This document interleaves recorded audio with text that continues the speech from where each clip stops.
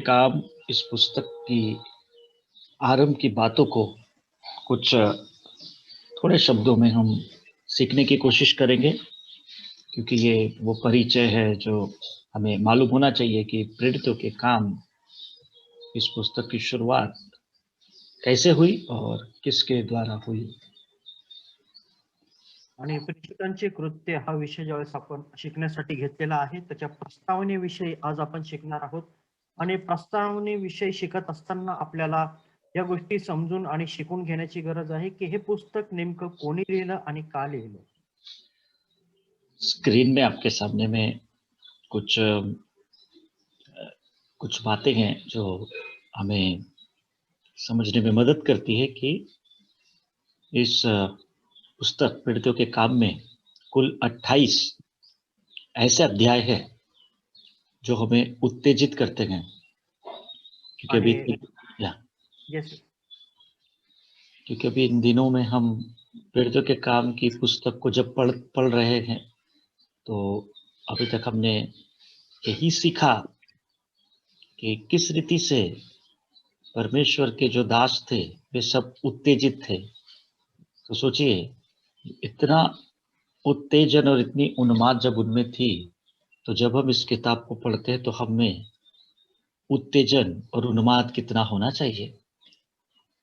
आणि आपण आपल्या स्क्रीनवर पाहू शकता ज्या रीतीने लिहिण्यात आलेलं आहे, की प्रेषितांच्या कृत्यामध्ये 28 असे अध्याय आहेत जे आपल्याला उत्तेजित करतात. आणि ज्यावेळेस या अध्यायांकडे आपण पाहतो त्यावेळेस आपल्याला कळतं, की त्या काळामध्ये जे शिष्य होते, ते किती उत्तेजित त्या ठिकाणी असतील. आणि म्हणून ज्या वेळेला आपण हे 28 अध्याय किंवा हे ज्यावेळेस हे पुस्तक आपण वाचतो, तोच उत्साह आणि तेच उत्तेजन आपल्याला या पुस्तकातून मिळतं. प्रियो, यहाँ पे यदि हम देखें तो जो भी एक पाठक है, जो भी इसको पढ़ने वाला व्यक्ति है, यदि उसकी भावनाएं उन कल्पनाओं और उसकी जो कल्पनाएं हैं इस पुस्तक को पढ़ने के बाद उन्हें उत्तेजित नहीं करती हैं कि वे भी इन प्रेरितों के समान परमेश्वर के कार्य को जब तक प्रभु का दूसरा आगमन नहीं होता तब तक पूरा करें, तो तो ये पुस्तक सही मायने में उसके जीवन में कोई प्रभाव नहीं डालती। आणि प्रियांनो, हे पुस्तक वाचणारा जो आहे आणि ह्या प्रत्येक वाचणाऱ्याला जर हे पुस्तक त्याच्या भावनांना आणि त्याच्या कल्पनेला जर उत्तेजित करत नाही प्रभूच्या द्वितीय आगमनापर्यंत, तर मग हे पुस्तक त्याच्या काहीही एक कामाचं नाही. इसमें हम कुछ ऐतिहासिक और उस युग के महत्व के बारे में देखते हैं जिसे हम अनुग्रह का युग कहते हैं। आणि या काळामध्ये आपण अशा काही महत्त्वाच्या घटनांना आपण पाहतो, ज्याला आपण कृपेचा काळ म्हटलंय. या काळामध्ये घडलेल्या सर्व घटना. और यह सुसमाचार के पराक्रमी घटनाओं की अगली कड़ी है। जैसे हमने 4 सुसमाचार में जो पराक्रम देखे, जो यीशु के द्वारा हुए, लेकिन इस प्रेरितों के काम की पुस्तक की जो शुरुआत होती है, वो प्रेरितों के माध्यम से पराक्रमी घटनाएं हो, होने के विषय में हमको बताती है। आणि हे जे पुस्तक आहे आपल्याला शुभवर्तमानाच्या नंतरच्या पराक्रमी घटनांचा आपल्याला वृत्तांत विस्तृत रीतीने ते देतात. चारही शुभवर्तमानामध्ये आपण येशूने केलेल्या चिन्ह आणि चमत्काराविषयी पाहतो. पण प्रेषितांच्या कृत्य या पुस्तकाची सुरुवातच प्रेषितांच्या द्वारे झालेल्या पराक्रमी घटनांच्या द्वारे होते. क्योंकि यहाँ पे हम देखते हैं कि सुसमाचार में जो पराक्रमी घटनाएं हुई और जो पत्रियों में जो हमें सिद्धांत देखने को मिलते हैं, तो घटनाएं और सिद्धांत, ये जो बीच की कड़ी है जिसे हम प्रेरितों के काम कहते हैं, इसी के माध्यम से हम देख सकते हैं कि वो घटनाएं किस रीति से घटी और इस बीच में परमेश्वर ने अपने प्रेरितों के माध्यम से कुछ ऐसे सिद्धांतों को जो कलीसिया में होना आवश्यक है, उनको किस रीति से समय समय पर अपने प्रेरितों को बताते गए और वो उनके द्वारा लागू करते गए, इस बात को हम इस प्रेरितों के काम की पुस्तक में देखते हैं। आणि प्रियांनो, आपण चारही शुभवर्तमानामध्ये त्या ठिकाणी मोठी चमत्कार पराक्रमी घटना बघतो. त्याचबरोबर पत्रांमध्ये आपण सिद्धांत त्या ठिकाणी बघतो. पण पत्र आणि सिद्धांत याच्यामध्ये असलेल्या कडीला आपण प्रेषितांचे कृत्य हे म्हणतो आणि प्रेषितांचे कृत्य वाचून समजूनच आपल्याला या सर्व घटना एकमेकांशी सोबत जोडता येतात. और इसलिए वास्तव में ये इतिहास का सबसे बड़ा मोड़ है। आणि म्हणूनच इतिहासामधलं सगळ्यात मोठं हे एक वळण आहे. इसलिए लेट मी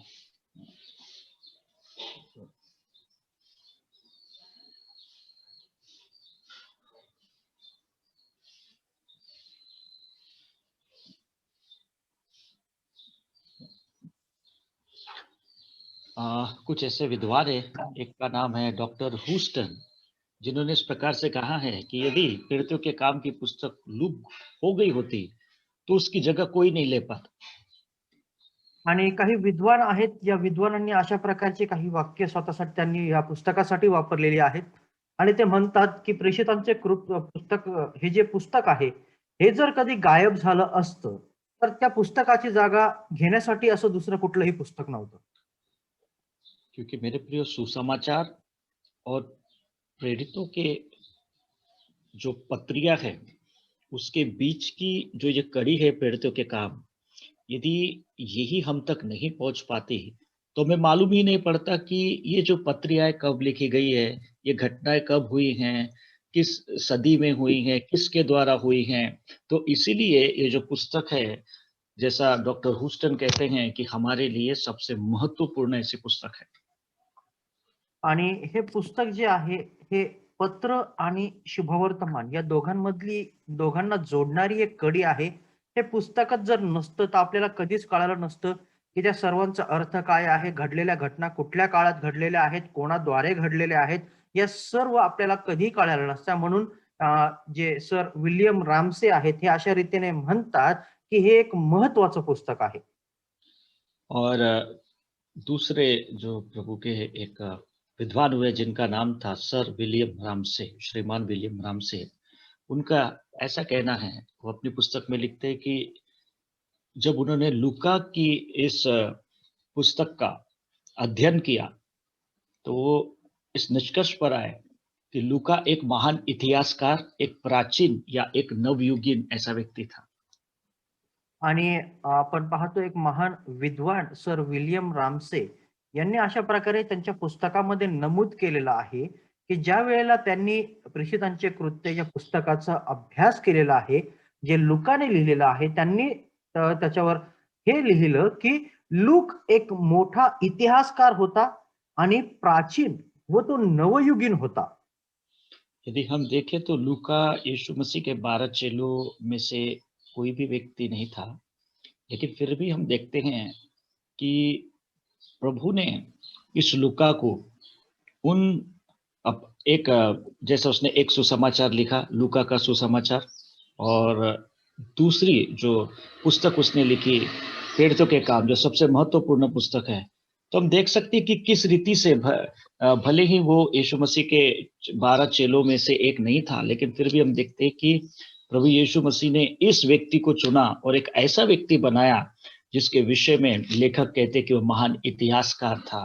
तो हम कह सकते हैं कि परमेश्वर किसी का भी चुनाव कर सकता है और किसी का भी इस्तेमाल अपनी महिमा के लिए कर सकता है। आणि आपण बघतो की लूक जो होता हा 12 प्रेषितांमध्ये याची गणना करण्यात आली नव्हती, हा 12 प्रेषितांमध्ये नव्हता. तरी सुद्धा आपण बघतो की त्याने लिहिलेलं शुभवर्तमान आणि हे एक महत्वाचं पुस्तक जे प्रेषितांची कृत्ये त्याच्याद्वारे लिहिण्यात आलेलं आहे, त्यासाठी प्रभूने त्याला अद्भुत रीतीने वापरलं. आणि म्हणून सर विल्यम रामसे त्याच्याबद्दल म्हणतात की एक तो महान इतिहासकार, तो प्राचीन व नवयुगीन असा आहे. इस प्रेरितों के काम की पुस्तक को 5वां सुसमाचार या लूका रचित सुसमाचार की अगली कड़ी ऐसा भी कहा जाता है। आणि प्रेषितांच्या कृत्यांना 5वं शुभवर्तमान किंवा लुकाच्या शुभवर्तमानाची पुढची कडी असं सुद्धा म्हटलं जातं. क्योंकि इस पुस्तक के कई मायने हैं। क्योंकि यदि हम देखें तो ये सुसमाचार और पत्रियों के बीच में एक पुल का काम करता है। आणि या पुस्तकाचे खूपशे महत्व आहेत जसं आपण जर बघितलं तर हे पुस्तक जे आहे शुभवर्तमान आणि लिहिलेली पत्र ह्या जोडणारा एक पूल आहे. यदि आप इसका पहला अध्याय पढ़ेंगे तो इसमें ये चारों बातें आपको ये चारों पांचों बातें आपको देखने को मिलती है। अर्थात जब आप मत्ती रचित सुसमाचार पढ़ते हैं तो उसका जो अंतिम अंतिम जो मत्ती ने जिस बात को दर्ज किया अपनी इस पुस्तक में वो था यीशु मसीह का पुनरुत्थान। अर्थात उसने अपने सुसमाचार में यीशु मसीह के पुनरुत्थान के बारे में उसने नमूद किया। आणि आपण जो उदाहरणार्थ बघतो की एक 5 प्रकारच्या गोष्टी आपल्याला या पुस्तकामध्ये बघायला मिळतात. जर आपण मत्तयाचा शुभवर्तमानमध्ये बघितलं आणि त्याच्या शेवटला अध्यायामध्ये जर त्याचा अभ्यास केला, तर त्या ठिकाणी आपल्याला बघायला मिळतं की मत्तयाने त्याच्या शुभवर्तमानामध्ये प्रभू येशूच्या पुनरुत्थानावर अधिक भर दिलेला आहे आणि त्याविषयी आपण त्याच्यामध्ये वाचू शकतो. और प्रेरितों के काम में यीशु मसीह के स्वर्गारोहण के बारे में भी दर्ज किया गया है, जिसे मरकुस अपने सुसमाचार के अंतिम अध्याय में दर्ज करता है। आणि आपण प्रेषितांच्या कृत्याच्या अध्यायाच्या सुरुवातीला आपण येशूच्या स्वर्गारोहणाबद्दल आपण वाचतो, जे आपण मार्काच्या शुभवर्तमानाच्या शेवटल्या भागामध्ये लिहिलेलंही पाहतो. उसी प्रकार लूका अपने सुसमाचार के अंतिम भाग में अंतिम अध्याय में पवित्र आत्मा की प्रतिज्ञा के विषय में नमूद करता है, जिसका उल्लेख हमें प्रेरितों के काम अध्याय 1 में देखने मिलता है। आणि त्याचप्रमाणे लूक आपल्या शुभवर्तमानामध्ये त्या ठिकाणी पवित्र आत्म्याच्या प्रतिज्ञेविषयी त्या ठिकाणी दिलेल्या अभिवचनाविषयी त्या ठिकाणी तो सांगतो, ज्याचा उल्लेख आपल्याला प्रेषितांची कृत्य याच्या पहिल्या अध्यायामध्ये सुद्धा पाहायला मिळतो. उसी के साथ दूसरे आगमन के बारे में यौन्ना का सुसमाचार अंतिम अध्याय हमें इस सच्चाई को बताता है, जिसके विषय में हम प्रेरितों के काम अध्याय 1 में पढ़ते हैं। जब यीशु मसीह स्वर्गारोहण हो रहे थे तो वहां पे दूत खड़े होकर उन प्रेरितों से कह रहे थे कि तुम ऊपर क्या देखते हो, जो ऊपर से आया वो फिर आने वाला है।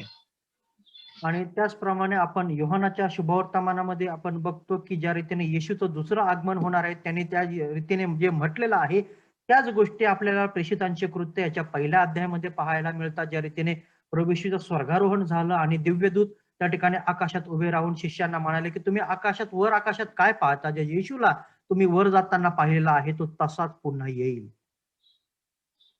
प्रियो, यदि ये पीड़ितों के काम की पुस्तक मान लीजिए नहीं होती तो पुनरुत्थान केवल एक इतिहास बन के रह जाता, स्वर्गारोहण एक इतिहास बन के रह जाता, पवित्र आत्मा की प्रतिज्ञा जो प्रभु यीशु मसीह ने दी वो कैसे पूरी हुई, कब पूरी हुई, किसके जीवन में पूरी हुई, इसका कोई भी उल्लेख हमारे पास नहीं होता।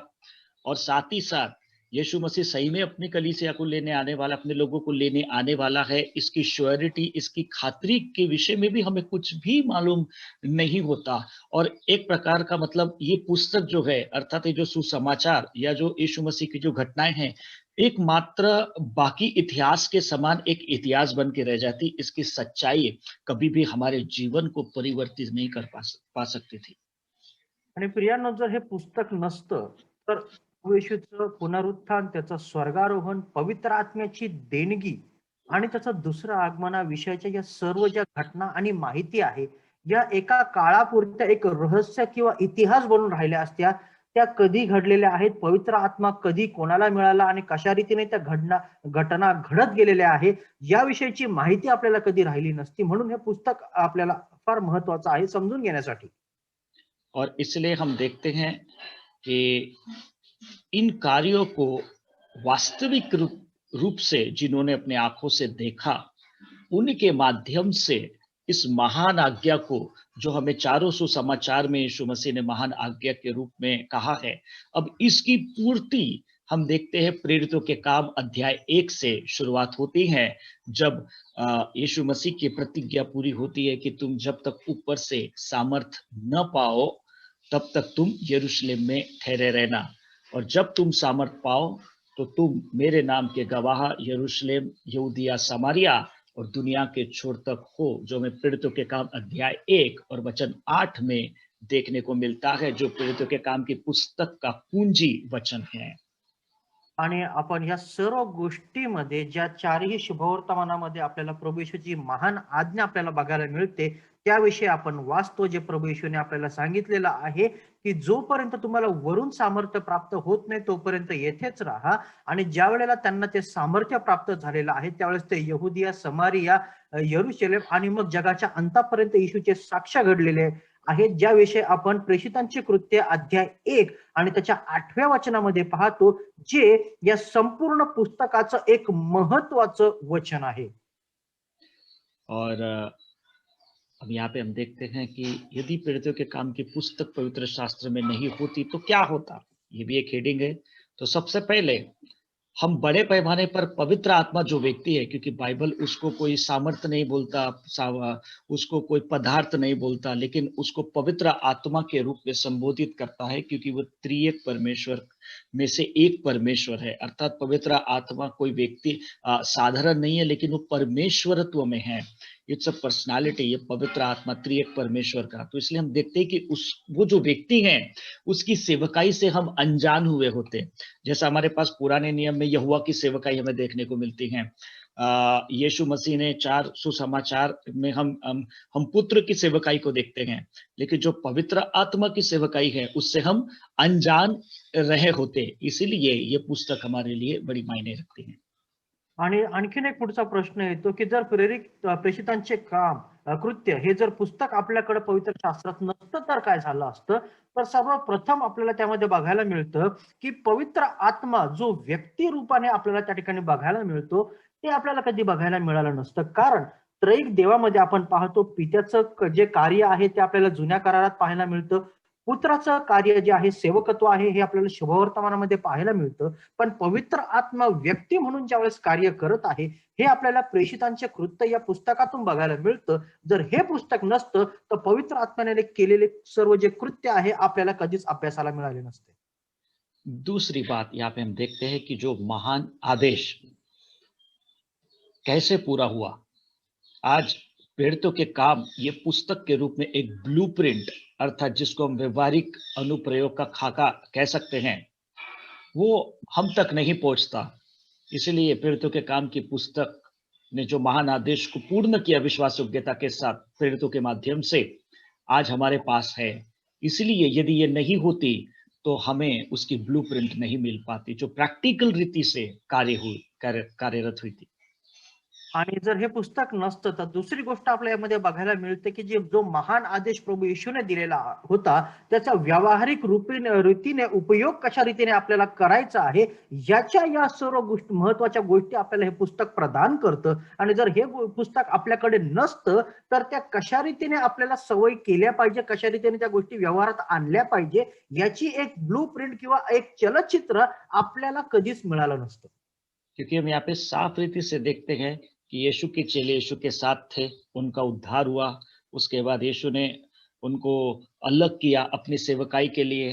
फिर हम देखते हैं कि उसने उनको प्रतिज्ञा दिया कि जब तक तुम ऊपर से सामर्थ्य ना पाओ, अर्थात पवित्र आत्मा की प्रतिज्ञा को अपने जीवन में पूरी होते हुए ना देखो, तब तक तुम आगे महान आदेश को पूरा करने के लिए नहीं जाना। तो हम यहाँ पे देखते हैं कि किस रीति से स्टेप बाय स्टेप प्रभु यीशु मसीह ने इनके लिए एक योजना बनाई थी, और इस योजना, ये जो योजना है किस रीति से सफल सफल तरीके से प्रेरितों के काम में पूरी हुई, इसका हमें एक विवरण प्राप्त होता है, जिससे हम ये सीख सकते हैं कि जिस प्रकार प्रभु यीशु मसीह ने अपने चेलों को तैयार किया, हमने भी खुद स्वयं को उसी उसी मार्गों पर चलते हुए तैयार करना है, और उन्हीं स्टेप्स का फॉलो करते हुए हमने सेवकाई को अंजाम देना है।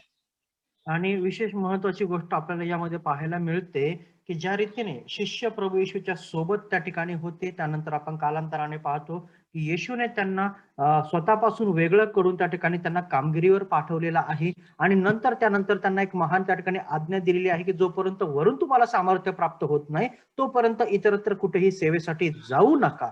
आणि ज्या वेळेला आपण बघतो की सामर्थ्य त्यांना प्राप्त झालेलं आहे त्यावेळेला जाऊन त्यांनी ते सर्व सेवा कार्य पूर्ण केलेलं आहे, हे आपल्याला बघायला मिळतं.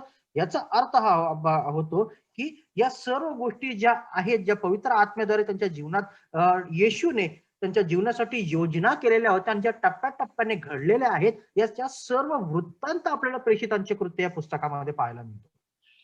और तीसरी बात जो हम यहाँ पे देखते हैं कि सुसमाचार की जड़ें हैं वो यहूदी धर्म से जुड़ी हुई है, क्योंकि सुसमाचार तो सबसे पहले यहूदियों के लिए आया था।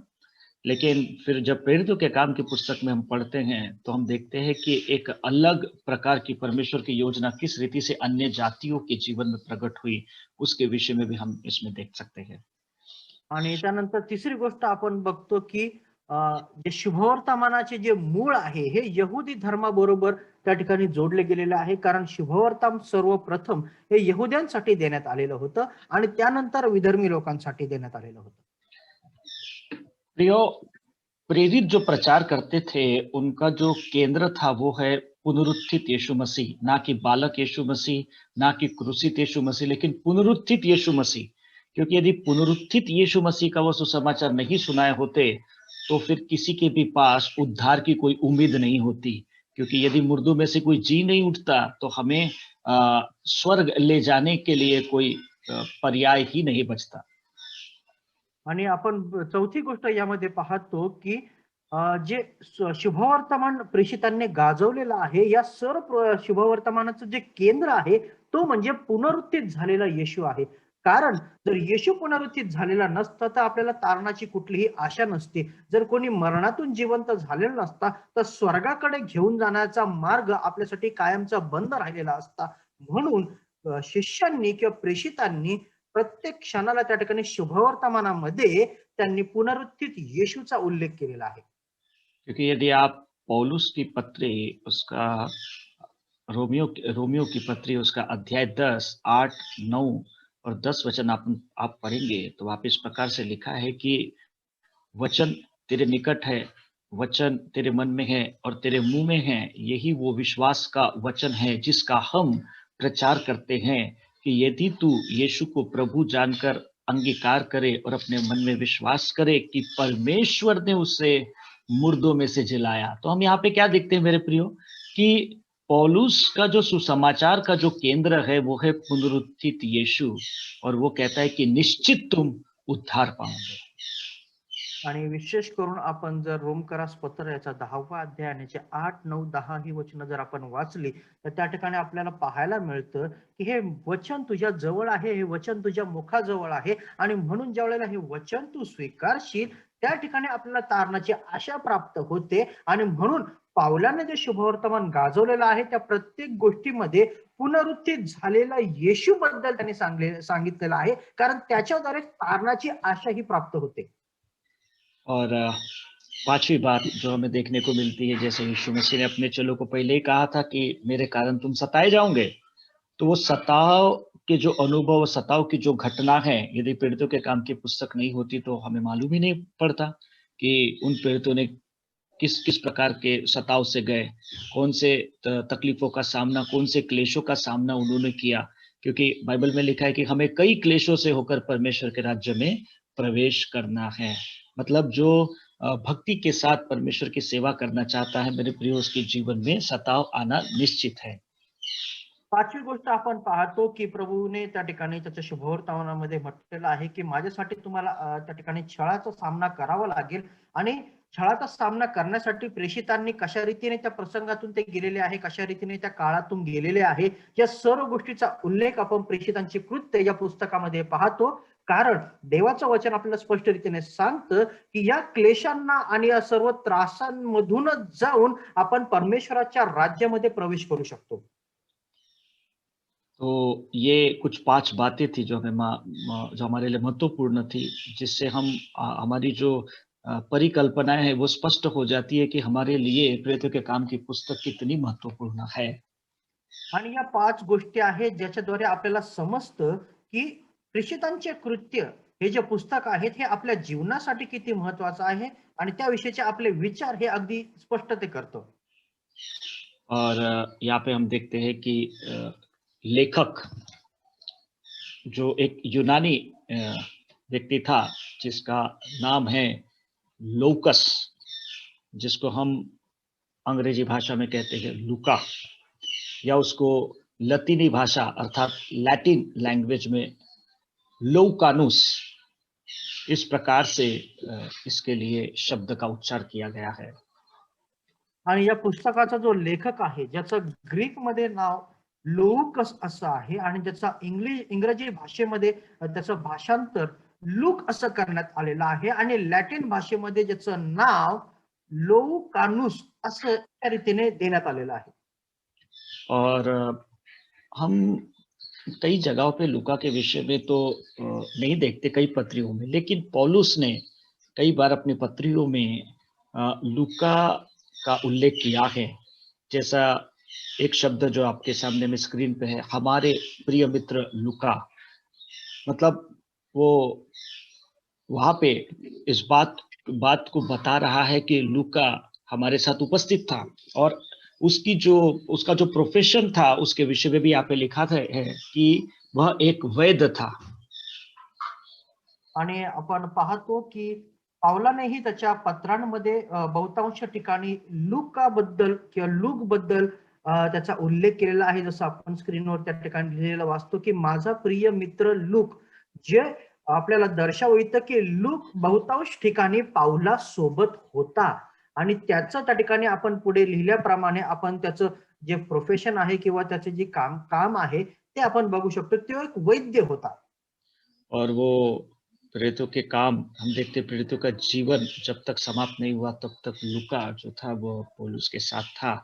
इसीलिए हम देखते हैं कि पौलुस अपने अंतिम घड़ी में तिमोथियुस को लिखता है, क्योंकि अब मैं अर्घ के समान उंडेला जाता हूँ और मेरे कूच का समय आ पहुंचा, केवल लूका मेरे साथ है। मतलब वहां पे वो इस बात को कंफर्म करता है कि प्रेरितों के काम की ये पुस्तक लिखने वाला और कोई नहीं, लूका ही है, क्योंकि वो इन सारी घटनाओं का साक्षी है और जिसके विषय में फिलेमोन भी अपनी पत्री में जिक्र करता है। आणि ज्या रीतीने पाऊल त्या ठिकाणी पाऊलाचा उल्लेख आपण त्याच्या मृत्यूच्या ठिकाणी बघतो आणि ज्यावेळेस तिमोथेला तो त्या ठिकाणी पत्र लिहित आहे त्यावेळेला तो म्हणतो की ज्या रीतीने माझं जीवन ओतून देण्यात येत आहे त्यावेळेला लूक हा माझ्या सोबत आहे. याचा अर्थ हा होतो की पावलाच्या जीवनाच्या प्रत्येक घडामोडीमध्ये लूक हा पावलाच्या सोबत होता आणि त्याविषयी आपण फिलोमोनाच्या पत्रामध्ये सुद्धा त्या ठिकाणी त्याचा उल्लेख झालेला पाहतो. तो इससे स्पष्ट हो जाता है मेरे प्रियो कि लूका ही है जिसने पीड़ितों के काम की पुस्तक को लिखा। और इसका जो यूनानी भाषा में जो एक शीर्षक इसको दिया गया है वो है प्रैक्सिस टोन अपोस्टोलोन, आणि ह्याच या अर्थात पीड़ितों के काम। आणि यामुळे आपल्याला हेच समजतं की लूकच आहे ज्याने हे पुस्तक लिहिलेलं आहे आणि या पुस्तकाचं शीर्षक जे ग्रीक भाषेमध्ये देण्यात आलेलं होतं त्याचं नाव खरं आहे प्रॅक्सेइस टोन अपोस्टोलोन. याचा अर्थ होतो प्रेषितांची कृत्ये. और यहाँ पे कुछ रूपरेखा है जिसको हमने देखते हैं, क्योंकि इसकी शुरुआत ही होती है the beginning of the church, अर्थात कलीसिया की शुरुआत, the establishment and growth of the church. ये स्क्रीन आपके पास रहेंगी, आप इसको अपने कॉपी में उतार सकते हैं। आपको वीडियो के रूप में डाल दिया जाएगा, आप देख सकते हैं। तो कलीसिया की शुरुआत कैसे हुई, क्योंकि यीशु मसीह ने कहा कि मैं मेरी कलीसिया बनाऊंगा और अधोलोक के फाटक उस पर प्रबल नहीं होंगे। इसलिए हम देखते हैं कि जिन 12 प्रेरितों को यीशु मसीह ने चुना, उनके माध्यम से उसने अपनी कलीसिया की स्थापना करना शुरुआत किया। तो उसके शुरुआती दौर के विषय में हम इस रूपरेखा में देख सकते हैं, जिस प्रकार से यीशु मसीह पुनरुत्थान के पश्चात सेवकाई और यीशु का स्वर्गारोहण, जो हमें अध्याय 1 वचन से लेकर 14 में देखने मिलता है। आणि या पुस्तकाची रूपरेखा ज्या रीतीने आपण स्क्रीनवर बघू शकता आणि ते तुम्ही तुमच्या वहीमध्ये लिहूनही घेऊ शकता या ठिकाणी सर्व रीतीने बघून. याविषयी आपण सर्वप्रथम आपण पाहतो की मंडळीची स्थापना कशा रीतीने झालेली. जसं प्रभू येशू ख्रिस्त म्हणतो की मी माझ्या मंडळीची स्थापना करेन आणि अधोलोकाचं त्यावर कधीही वर्चस्व होऊ शकणार नाही. त्यानुसार आपण मंडळीची सुरुवात या पहिल्या अध्यायामध्ये झालेली पाहतो आणि त्यानंतर आपण पाहतो की येशूच्या पुनरुत्थानानंतर त्या ठिकाणी त्याचं सेवकत्व आणि येशूच्या स्वर्गारोहणाचा उल्लेख जो आहे हे प्रेषितांची कृत्य याचा पहिला अध्याय पहिल्या वचनापासून 14व्या वचनापर्यंत आपण झालेला पाहतो. और उसके बाद हम देखते हैं कि जब यीशु मसीह ने जो 12 चेले चुने थे, उसमें से एक यहूदा इस्करियोत था जो आत्महत्या करके मर जाता है, तो उसकी जो जगह खाली रहती है, जब प्रेरित लोग यरूशलेम में जब इकट्ठा होते हैं तब पतरस उन सब से बातचीत करता है कि क्यों ना हम उस जगह को भर दे जो जगह यहूदा छोड़ के गया है। फिर वो लोग एक चिट्ठी निकालते हैं और वहाँ पे हम देखते हैं कि मत्तिया का चुनाव, जिसे हमें अध्याय 1 15 वचन से लेके 26 में देखने को मिलता है। लेकिन यदि हम सही मायने में देखें तो ये पतरस के द्वारा किया हुआ चुनाव था, लेकिन पवित्र आत्मा के द्वारा किया हुआ चुनाव मत्तिया पवित्र आत्मा के द्वारा चुना हुआ नहीं था। आणि आपण या ठिकाणी बघतो की त्यानंतर ज्यावेळेस यहुदा इस्कारियोत त्या ठिकाणी त्याने स्वतः आत्महत्या केलेली आहे आणि त्यानंतर आपण बघतो की सर्व प्रेषित त्या जमलेले आहेत आणि पेत्र उठून त्यांच्यामध्ये त्या ठिकाणी म्हणत आहे की ज्या रीतीने प्रभू येशूने 12 शिष्यांची नेमणूक केली होती त्यावेळेला ते रिक्त जागा आपण भरून काढू आणि म्हणून त्यांनी त्या ठिकाणी चिठ्ठ्या टाकलेल्या आहेत आणि त्या चिठ्ठीमधून आपण पाहतो की मत्थियाच्या नावाची चिठ्ठी निघालेली आहे आणि त्याला 12 प्रेषितांमध्ये गणण्यात आलेलं आहे आणि ही जी निवड होती ही आपण पाहतो पेत्रांनी जरी केलेली असली तरी पवित्र आत्म्याद्वारे ती नव्हती हे आपल्याला त्या ठिकाणी बघायला मिळतं. प्रेषितांची कृत्याचा पहिला अध्याय याच्या 15व्या वचनापासून 26व्या वचनापर्यंत. उसके बाद हम जो यीशु मसीह ने पवित्र आत्मा के आगमन की प्रतिज्ञा की थी 2 अध्याय 1 वचन से लेके 41 वचन में हमें देखने को मिलता है। उसके बाद फिर 2 अध्याय 42 से लेके 47 वचन में हमें कि कलीसिया का जीवन जो प्रथम कलीसिया थी, प्रारंभिक कलीसिया थी, उनका जीवन कैसा था उसके विषय में भी हमें वहाँ पे सीखने को मिलता है। आणि मग त्यानंतर प्रभू येशूने दिलेल्या वचनाप्रमाणे पवित्र आत्मा कशा रीतीने उतरला याच्या विषयीचा उल्लेख आपण दुसरा अध्यायाच्या पहिल्या वचनापासून 41व्या वचनापर्यंत झालेला पाहतो आणि सुरुवातीची जी पहिली मंडळी होती या पहिल्या मंडळीचं जीवन आणि कार्य कशा रीतीने होतं याचाही उल्लेख आपण दुसऱ्या अध्यायाच्या 42व्या वचनापासून 47व्या वचनापर्यंत पाहतो. उसके बाद फिर हम देखते हैं कि सबसे पहली कलीसिया की जो स्थापना हुई वो थी यरूशलेम में, जो हमें 3 अध्याय 1 वचन से लेके 5 अध्याय 42 वचन तक देखने को मिलता है, जिसमें एक विशिष्ट आश्चर्यक्रम से हम देखते हैं कि किस रीति से एक लंगड़ा, एक जन्म का लंगड़ा जिसको सुंदर नाम फाटक पर बिठाया जाता था, लेकिन पतरस और यूहन्ना के माध्यम से किस रीति से प्रभु यीशु मसीह उस व्यक्ति को खड़ा करता है और मंदिर में जाकर वहाँ पे हम देखते हैं कि वो सुसमाचार का प्रचार होता है और इस तरीके से वहाँ पे कलीसिया की बढ़ोतरी के बारे में हम देखते हैं। त्यानंतर आपण पाहतो की सर्व पहिल्याच मंडळीची स्थापना झालेली आपण बघतो. या घटनेचा वृत्तांत आपण 3रा अध्याय 1 वचन ते 5वा अध्याय याच्या 42व्या वचनापर्यंत पाहतो आणि यामध्ये सर्व पहिली घटना आपल्याला पाहायला मिळते की सुंदर नामे दरवाजाजवळ जो लंगडा भिकारी होता त्याच्या जीवनामध्ये झालेलं जे महत्कृत्य आहे याचा उल्लेख आपल्याला त्या ठिकाणी पाहायला मिळतो. और फिर 4 अध्याय 1 वचन से लेकर 37 वचन में देखते हैं कि जो सबसे पहला विरोध करने वाले कौन लोग थे, वो यहूदी मत के लोग, यहूदी नेता जो जो नेतृत्व करते थे, जो लीडरशिप में थे। यहूदी आम व्यक्ति ने साधारणतः विरोध नहीं किया, लेकिन जो जो जो पुढारपन, जो नेतृत्व करने वाले लोग थे, उन्होंने हम यहाँ पे देखते हैं पहला विरोध किया और उनका विरोध ये था कि इस नाम से तुम प्रचार नहीं करना। आणि त्यानंतर आपण पुढे पाहतो 4थ्या अध्यायाच्या पहिल्या वचनापासून 37व्या वचनापर्यंत की यहुदी पुढाऱ्यांद्वारे त्या ठिकाणी पहिला विरोध झालेला आहे. सामान्य यहुदी व्यक्तीद्वारे त्या ठिकाणी बहुतांश ठिकाणी विरोध झालेला नाही, पण यहुदी जे पुढारी होते यांनी त्या ठिकाणी प्रभू येशू पुनरुत्थित झालेला आहे आणि त्याविषयी तुम्ही घोषणा करू नका असं वारंवार प्रेषितांना निक्षून त्यांनी सांगितलेलं आहे आणि त्याविषयी त्यांनी आपला विरोध दर्शवलेला आहे. क्योंकि वे जानते थे कि यदि वे उनका विरोध नहीं करेंगे तो जो यहूदी मत की जो रीतियां है, परंपराएं हैं, वो लोग नहीं मानेंगे और सच्चे यीशु मसीह के पीछे चलना आरंभ कर देंगे। इसलिए उन लोगों ने वो पहला विरोध किया था।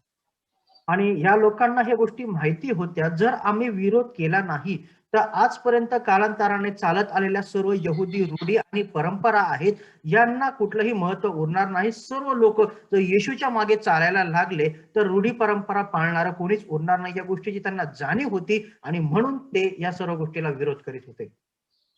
और यही कार्य आज हमारे भारत देश में भी हो रहा है। जैसे यूपी, एमपी में यदि आप न्यूज़ को सुन रहे होंगे तो आप उसमें देख सकते हैं कि किस रीति से हर दिन ऐसी धमकी भरी न्यूज़ आ रही है। मैं कल का एक वृत्तपत्र पढ़ रहा था जिसमें एमपी के शिवराज चौहान कहते हैं कि यदि हमने किसी मसीह व्यक्ति को, किसी हिंदू या किसी दलित व्यक्ति को यीशु के बारे में सुसमाचार सुनाते या उनका धर्म परिवर्तन करके देखा तो सीधे 10 साल के लिए हम उनको बिना बेल की जेल में डाल देंगे। तो हम देखते हैं कि आम व्यक्ति विरोध नहीं कर रहा है, लेकिन जो सत्ता में बैठे हैं वो लोग विरोध कर रहे हैं, क्योंकि उनको डर है कि यदि ये सब मसीह हो जाएंगे तो हमारा वर्चस्व खत्म हो जाएगा। इसलिए उन्होंने ये भी कहा है कि जो मसीह बनते हैं उनको सरकार के द्वारा मिलने वाली कोई भी जो फायदे हैं या फैसिलिटीज है उनको नहीं दी जाएंगी। तो इस प्रकार की वृत्ति हमें आज भी, जो उस समय में हुआ करती थी, आज भी हमारे भारत देश में देखने मिलती है। आणि ह्या सर्व गोष्टी आपल्याला आपल्या देशामध्येही पाहायला मिळतात. विशेष करून आपण उत्तर प्रदेश, मध्य प्रदेश सारख्या ठिकाणी आपण बघतो की यासारख्या छळाच्या गोष्टी त्या ठिकाणी भरपूर होत आहेत. विरोध त्या ठिकाणी भरपूर होत आहेत. कालच मी एका वृत्तपत्रामध्ये या विषयीची बातमी वाचत होतो. ज्या रीतीने शिवराज चौहान जे मध्य प्रदेशचे मुख्यमंत्री आहेत ते ज्या रीतीने म्हणत होते की जर कोणी दलित किंवा एखादा असा व्यक्ती जो त्या ठिकाणी एखाद्या व्यक्तीचं धर्म परिवर्तन करताना किंवा त्याला त्याला शुभवर्तमान सांगताना जर कधी आढळला तर त्याला अजामीन पात्र 10 वर्षाचा कारावासाची शिक्षा होऊ शकते.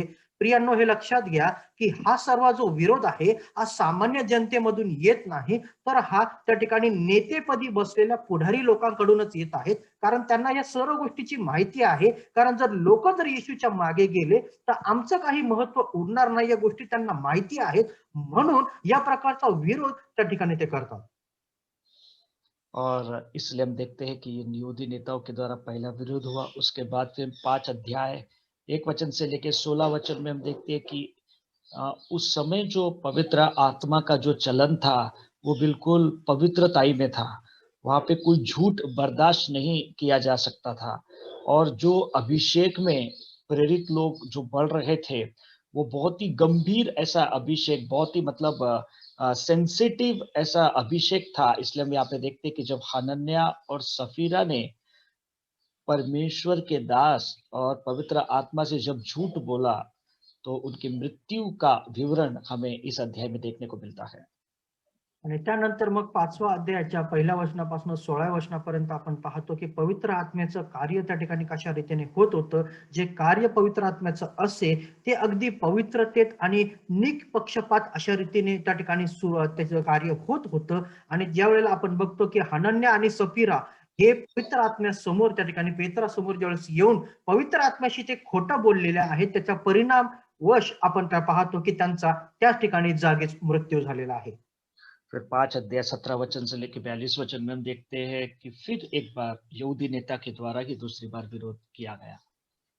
आणि त्यानंतर मग 5वा अध्याय 17व्या वचनापासून 32व्या वचनापर्यंत पाहतो की पुन्हा एकदा यहुदी पुढाऱ्यांकडूनच त्या ठिकाणी छळाची सुरुवात झालेली आहे.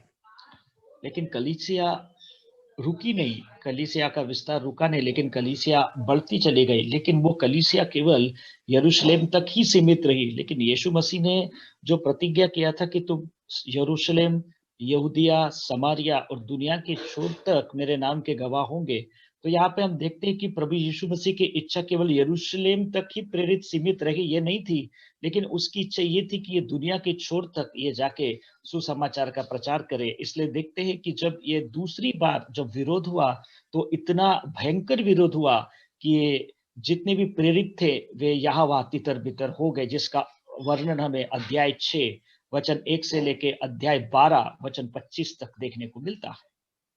आणि या सर्व काळामध्ये आपण जी पहिली मंडळी होती याची स्थापना आपण यरुशलेमामध्ये झालेली पाहतो आणि याचा विस्तार त्या ठिकाणी कुठल्या प्रकारचा झालेला नव्हता.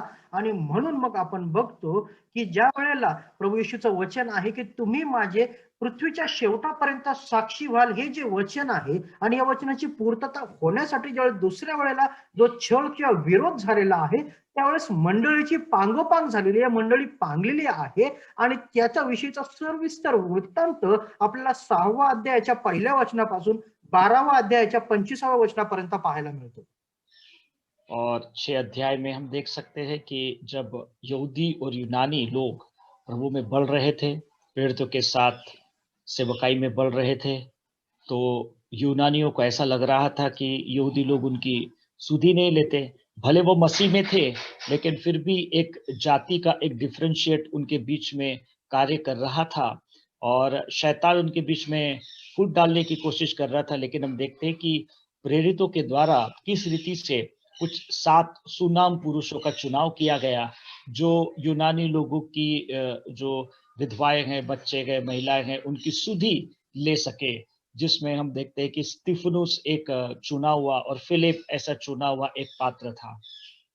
आणि त्या काळामध्ये आपण पाहतो की यहुदी लोक जे आहे हे हेल्लेनी लोकांना त्या ठिकाणी कुठल्याही प्रकारचं सामाजिक स्थान देत नसत, त्यांची कुठल्याही प्रकारे काळजी घेतली जात नव्हती.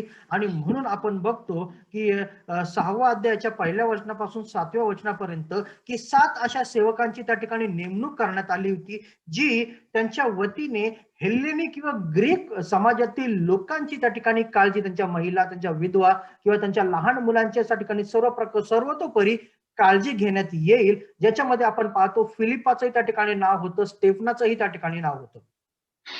फिर हम 6 अध्याय 8 वचन से लेकर 8 अध्याय 3 में देखते हैं कि वहाँ पे वहाँ पे जो तीतर वितर की जो परिस्थिति निर्माण हुई, उसका कारण था कि जब स्तिफनुस सेवकाई करने लगा, तब वहाँ पे प्रभु अद्भुत कार्य करने लगा और यहूदी लोगों को वो पसंद नहीं आ रहा था, जो यहूदी नेतृत्व में थे।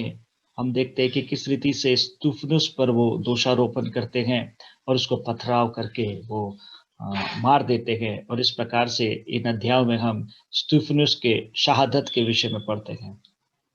आणि मग त्यानंतर आपण पाहतो की मंडळीची जी पांगापांग आहे ही कशा रीतीने झालेली आहे. आणि ज्या रीतीने आपण पाहतो की स्टेफनाने त्याच्या सेवा कार्याला सुरुवात केलेली आहे. पवित्र आत्मा आणि देवाने त्याला अद्भुत रीतीने त्या ठिकाणी वापरलेलं आहे. आणि त्याच्या या सर्व गोष्टी यहूदी पुढाऱ्यांना कधीही आवडत नव्हत्या, म्हणून त्यांनी त्याचा विरोध केलेला आहे. आणि याच्या परिणामास्तव आपण पाहतो की प्रेषितांची कृत्य 6व्या अध्यायाच्या 8व्या वचनापासून ते 8व्या अध्यायाच्या 3ऱ्या वचनापर्यंत की कशा रीतीने त्या ठिकाणी स्टेफनाचा आणि मंडळीचा तिथला छळ झालेला आहे आणि परिणामास्तव त्या ठिकाणी स्टेफनाला धुंडमार करून मारण्यात आलेला आहे.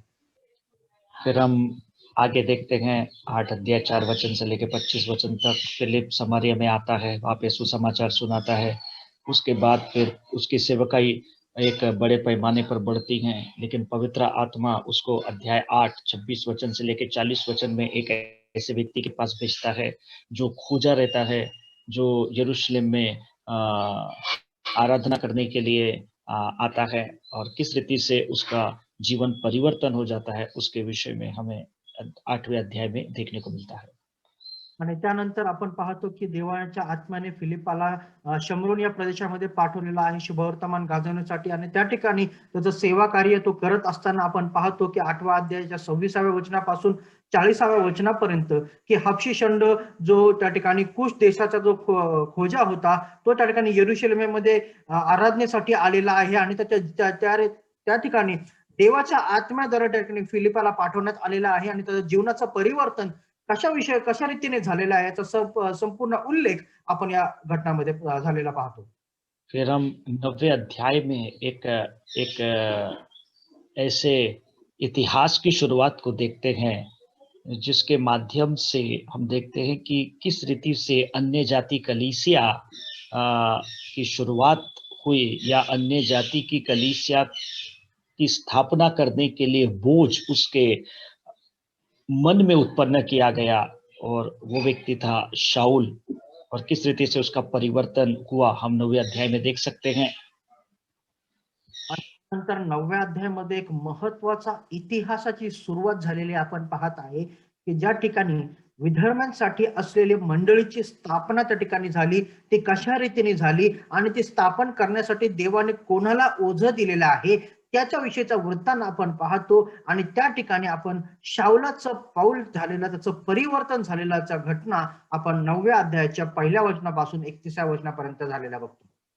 उसके बाद हम 9 अध्याय 32 वचन से लेकर 11 अध्याय 18 वचन तक देखते हैं कि पहले अन्य जाति व्यक्ति का परिवर्तन, जिसको कुरनेलियुस कहा जाता है, उसका और उसके घराने का परिवर्तन जो पतरस की सेवकाई के माध्यम से किया गया, जबकि पतरस एक ऑर्थोडॉक्स व्यक्ति था, वो कभी भी अन्य जातियों के पास जाना पसंद नहीं करता था, लेकिन यीशु मसीह ने उसको पवित्र आत्मा के द्वारा आज्ञा दिया कि वो इन परंपराओं को छोड़कर, इन इन रूढ़िवादियों को छोड़कर वो मसीह के विचारधाराओं के अनुसार चले। आणि त्यानंतर आपण 9व्या अध्यायाच्या 32व्या वचनापासून 11व्या अध्यायाच्या 18व्या वचनापर्यंत आपण पाहतो की पहिल्या अन्न जाती किंवा पहिल्या विधर्मी व्यक्तीचं जो कर्नेल्य होता, कर्नेल्य आणि त्याच्या संपूर्ण परिवाराचं परिवर्तन झालेलं आपण पाहतो आणि तेही पेत्राच्या द्वारे झालेलं आपण पाहतो. पेत्र हा जो व्यक्ती होता हा एक जुनाट विचारांचा व्यक्ती होता. त्याला यहुदी धर्मा व्यतिरिक्त विधर्मी लोकांमध्ये त्या ठिकाणी मिसळण्यामध्ये कुठलाही रस कधीही नव्हता. तरी सुद्धा पवित्र आत्मा आणि येशूच्या त्या ठिकाणी आज्ञेनुसार आपण बघतो की तो त्या ठिकाणी गेलेला आहे आणि त्याच्या सेवा कार्याद्वारे त्या ठिकाणी कर्नेल्य आणि त्याच्या संपूर्ण घराण्याचं परिवर्तन झालेलं आहे. फिर हम 11 अध्याय 19 से लेकर 30 वचन में देखते हैं कि अंताकिया में पहली अन्य जाति कलीसिया की स्थापना हुई। उसके बाद फिर हम देखते हैं अध्याय 12 1 वचन से लेकर 25 वचन तक कि वहां पे भी अन्य जाति हेरोद अग्रिप्पा एक के द्वारा सताव हुआ।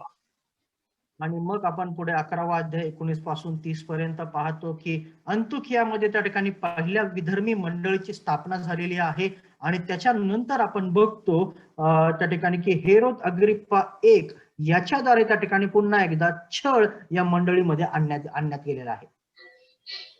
फिर हम देखते हैं कि किस रीति से प्रभु यीशु मसीह पौलुस को एक विशेष सेवकाई के लिए चुनता है, जिसके विषय में हम अध्याय 13 वचन 1 से लेकर 21 अध्याय 17 वचन तक देखते हैं कि आसिया और यूरोप में कलीसिया का विस्तार जो पौलुस के माध्यम से हुआ उसके विषय में हम यहाँ पे देखते हैं, जहाँ पे उसकी 3 मिशनरी यात्रा है। पहली मिशनरी कार्य, उसके बाद अन्य जाति कलीसिया में जो समस्या हुई, फिर यरूशलेम में सभा हुई, फिर उसके बाद दूसरी मिशनरी यात्रा उसकी हुई जो आसिया यूरोप तक ही सीमित थी। उसके बाद तीसरी मिशनरी यात्रा भी आसिया और यूरोप के अंतर्गत ही थी। त्याच्यानंतर आपण पाहतो की ज्या रीतीने प्रभू येशूने त्या ठिकाणी पावलाला त्याच्या सेवा कार्यासाठी विधर्म्यांसाठी निवडलेलं होतं, त्याच्याद्वारे विधर्मी मंडळीचा विस्तार त्यांनी कसा करून घेतलेला आहे याविषयी आपण सर्व विषय त्या ठिकाणी पाहतो. मग त्याच्यामध्ये आपण त्याच्या सर्व मिशनरी यात्रा आपण त्या ठिकाणी पाहतो की पहिली त्या ठिकाणी मिशनरी यात्रा झालेली आपण पाहतो 13व्या अध्यायापासून 14व्या अध्यायाच्या 28व्या वचनापर्यंत. त्यानंतर विधर्मी मंडळांमध्ये त्या ठिकाणी उद्भवलेल्या समस्या आणि त्यानंतर यरुशलेममधील महासभा याविषयीचा वृत्तांत आपण त्या ठिकाणी बघतो. त्यानंतर आपण त्याचं दुसरे मिशनरी यात्रा जी आशिया आणि युरोप या भागामध्ये झालेली आहे आणि तिसरी मिशनरी यात्रा जी आशिया आणि युरोप या भागामध्ये झालेली आहे. या सर्व गोष्टीचा वृत्तांत आपण 21व्या अध्यायापर्यंत झालेला पाहतो. उसके बाद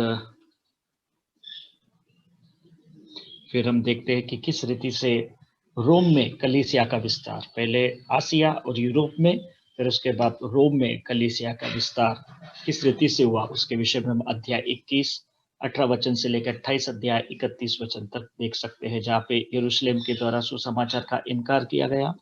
फिर किस रीति से रोम में कितनी कठिनाइयों का सामना करते हुए पौलुस गया और वहां पे कई वर्षों तक रहकर उसने सुसमाचार को सुनाया और रोम के लोगों ने सुसमाचार को स्वीकार किया। आणि मग त्याच्यानंतर आपण 21व्या अध्यायापासून 28व्या अध्यायामध्ये रोम मध्ये त्या ठिकाणी मंडळीची स्थापना, मंडळीचा विस्तार या ठिकाणी पाहतो. ज्या रीतीने आपण यरुशलेममध्ये त्या ठिकाणी शुभवर्तमानाचा नाकार झालेला आपण पाहतो, पण पाऊल त्यानंतर आपण बघतो की रोम शहरामध्ये त्या ठिकाणी अनेक वर्ष त्या ठिकाणी राहिलेला आहे. लोकांसोबत बोलून त्या ठिकाणी शुभवर्तमान त्यांनी लोकांना सांगितले आहे, लोकांनी ते स्वीकारलेलं आहे आणि त्या ठिकाणी रोम शहरामध्ये मंडळीची स्थापना झालेली आहे. इस रीति से प्रेरितों के काम के पुस्तक की ये रूपरेखा है। अगली कक्षा में हम और कुछ बातें लूका के विषय में सीखेंगे और हम अध्याय 1 से अध्याय 12 तक इन प्रेरितों के काम की पुस्तक का अध्ययन करेंगे। आणि ही अशा रीतीने या सर्व गोष्टीच्या प्रेषितांच्या कृत्याची ही रूपरेखा आहे. पुढच्या आठवड्यामध्ये आपण अध्याय 1 पासून अध्याय 12 पर्यंत सर्व प्रकारच्या ज्या पावलाने केलेल्या गोष्टी आहेत या विषयीचा वृत्तांत सविस्तर रीतीने पुढच्या क्लासमध्ये आपण बघणार आहोत. कुछ प्रश्न आपके सामने में है, जैसे कितने अध्याय इस पुस्तक पे हैं, यूनानी भाषा में इसे क्या नाम दिया गया है, या किसकी अगली कड़ी है, या किसके लिए प्रवेश द्वार है, या किसका सबसे बड़ा मोड़ है, विद्वान का नाम क्या है, महान इतिहासकार कौन है, पुनरुत्थान की अंतिम सच्चाई किस सुसमाचार में दर्ज की गई है, दूसरे आगमन के बारे में किस सुसमाचार में दर्ज किया गया है, महान आज्ञा किन सुसमाचार में पाई जाती है, पुस्तक की मूल भाषा क्या है, लूका का यूनानी नाम क्या है, लूका के बारे में कितनी मालूमात है, फिलेमोन की पत्री में पौलुस ने किसका जिक्र किया था। ये जो 14 आपके लिए जो प्रश्न है, आप उसको अवश्य लिख लीजिएगा और इसका उत्तर लिखिएगा, क्योंकि एग्जाम में जरूर हम इसके विषय में आपको प्रश्न दे सकते हैं। और एक असाइनमेंट जो है यहाँ पे मैंने दिया था, जो पहले कक्षा के जो ये थे कि बाइबल के किन पुस्तकों में लूका के बारे में लिखा गया है और किसने उसका उल्लेख किया है। तो जो अभी डिप्लोमा में जो स्टूडेंट्स हैं, उनसे मेरी विनती है कि आप ये असाइनमेंट लिख लीजिएगा और इस असाइनमेंट को आप नेक्स्ट क्लास तक आप मुझे सेंड कर दीजिएगा। आणि या विषयीचे जे 14 प्रश्न आता तुम्ही आपल्या स्क्रीनवर पाहिलेले आहे की यामध्ये या पुस्तकात किती अध्याय आहेत, ग्रीक भाषेमध्ये या पुस्तकाचं नाव काय आहे, याच्या पुढची कडी कोणती आहे, त्यानंतर याच्यासाठी प्रवेशद्वार कुठला आहे, कुठलं याचं सगळ्यात मोठं वळण आहे, जे विद्वानांची नावं सांगितली होती ते विद्वान कोण आहेत, त्यांची नावं काय आहेत, महान इतिहासकार कोण होता, पुनरुत्थानाचे जे शेवटलं सत्य जे आहे कुठल्या शुभवर्तमानामध्ये त्याचं नमूद करण्यात आलेलं आहे, दुसऱ्या आगमनाविषयी कुठल्या शुभवर्तमानामध्ये सांगण्यात आलेलं आहे, याविषयीचे जे 14 प्रश्न आहेत, त्याचबरोबर महान आज्ञा जी आहे हे कोणत्या शुभवर्तमानात आहे, ही जे पुस्तक आहे याची मूळ भाषा कोणची आहे, लुकाचं ग्रीक भाषेतील मूळ नाव काय आहे, लुकाच्या विषयी किती गोष्टी आपल्याला माहिती आहेत आणि फिलेमोनाच्या पत्रामध्ये पौलाने कोणाचा उल्लेख केलेला आहे, हे जे 14 प्रश्न आहेत तुम्ही आपल्या वहीमध्ये लिहून घ्या. याचे उत्तर तुम्हाला आता सांगण्यात आले होते तेही तुम्ही लिहून घ्या. त्या ठिकाणी मागच्या वेळी बघतो की एक असाइनमेंट किंवा गृहकार्य दिलेलं होतं, जे आता डिप्लोमाच्या जे सर्व स्टुडंट्स आहेत तुम्हाला पूर्ण करायचं आहे. आणि जो प्रश्न आहे की पवित्र शास्त्रातील कोणत्या पुस्तकामध्ये आपण लुकाच्या विषयी लिहिलेलं त्याचा उल्लेख आपण वाचतो, याविषयीचं जे गृहकार्य आहे हे तुम्हाला करायचं आहे आणि याचं उत्तर तुम्हाला पुढच्या क्लासच्या अगोदर त्या ठिकाणी सरांना, निकेतन सरांना तुम्हाला त्या ठिकाणी पाठवायचं आहे. त्याच्यामुळे हे जे गृहकार्य आहे या आठवड्यासाठी सीमित असेल. परमेश्वर का धन्यवाद करते हैं कि उसने इस परिचय को सीखने में हम सबकी मदद किया, इसलिए प्रभु का धन्यवाद। तो आइए हम प्रार्थना करेंगे और मैं विनती करूंगा हर्षल भाई प्रार्थना में अगुवाई करेंगे। आइए हम प्रार्थना करें। प्यारे पिता परमेश्वर, फिर से एक बार प्रभु मसीह यीशु के नाम से प्रभु आपको धन्यवाद देते, प्रभु जी आपकी स्तुति करते प्रभु जी। प्रभु विशेष तौर से प्रभु प्रेरितों के काम इस पुस्तक के लिए प्रभु हम आपको धन्यवाद देते प्रभु जी। प्रभु आपके चुने गए सेवकों के द्वारा परमेश्वर पिता इस अद्भुत पुस्तक को प्रभु जी आपने हमें दिया है, ताकि प्रभु जी प्रभु जो सुसमाचार है प्रभु जी, जो पत्रियां है प्रभु जी, उनकी बीच की परमेश्वर पिता जो घटनाएं हैं प्रभु हम उससे समझ सके। प्रभु पवित्र आत्मा आपने उस दौरान किस तरह से कार्य किया और आप हमारे जीवनों से प्रभु जी हम किस तरह का कार्य करें प्रभु जी, आप चाहते हो प्रभु जी, प्रभु वो हमें सिखाता है प्रभु जी। प्रभु इसलिए हम आपको धन्यवाद देते हैं प्रभु जी। विशेष तौर से प्रभु जी उस इस रूपरेखा को और प्रभु आने वाले दिनों में प्रभु जी 1 से लेकर 12 अध्याय को जब हम पढ़ते हैं प्रभु जी, हमें सहायता कर परमेश्वर पिता कि प्रभु इस वचन की मूल बातों को जो प्रभु तो हमसे चाहता है प्रभु, हम उसको समझ पाए प्रभु जी और उसके अनुसार प्रभु जी हमारे जीवनों को, हमारी कलीसियाओं को, हमारे परिवारों को प्रभु जी हम बना पाए प्रभु जी, जिससे आपके नाम की महिमा हो प्रभु जी। आपके नाम को सारा आदर और महिमा मिले प्रभु जी। फिर से एक बार प्रभु धन्यवाद देते हैं, आपकी स्तुति और महिमा करते हैं प्रभु जी। विशेष तौर से प्रभु आने वाली क्लास के लिए धन्यवाद देते हैं प्रभु जी। पास्टर मेशक को भी आपके हाथ में सुपुर्द करते हैं प्रभु जी, और प्रभु आपके महिमा में और आपके अनुग्रह में प्रभु हमें तो चला।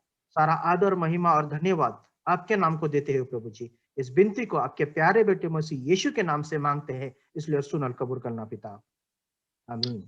आमीन आमीन। Praise the Lord. हर्षल, उद्या न्यूटन सरांचा क्लास नाही बहुतेक ना?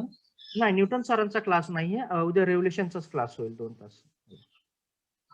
अच्छा, सर घेणार आहेत ना? हो, ठीक आहे। ओके, ठीक आहे, would you like to take or हा मी म्हटलं होतं की आहे तर मी घेऊ शकत होतो ना नो ऍटलीस्ट प्रॉब्लेम, तसा काही लवकर इश्यू नाही. मी पाहिजे तर मी सरांसोबत बोलून मी तुला आज कॉल करतो ठीक दादा. आहे ठीक चालेल चालेल चालेल फाईन ओके दादा, ओके. है ना कारण वेळ खूप होत आहे ना म्हणून म्हटलं लवकर संपवून घेतलं तर बरं होईल है की नाही नो प्रॉब्लेम. मी यांचं ते जसा आपला क्लास ओव्हर हो होतो मी लगेच मी तुला इन्फॉर्म करतो दादा. राईट राईट कारण मग आपल्याला तिसरा एक सब्जेक्ट सुरू करायचा आहे ना त्याच्यासाठी पण येस, आपल्याला वेळ येस, येस. पाहिजे है येस, ना येस. चालेल दादा. No okay problem, no problem. चला ठीक है ओके प्रेज द लॉर्ड प्रभु आप सबको बहुत आशीष दे गॉड ब्लेस यू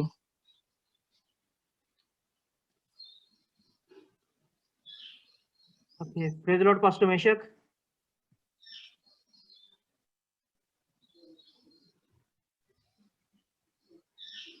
3 मिनट बाकी है Yes, sir. Praise the Lord.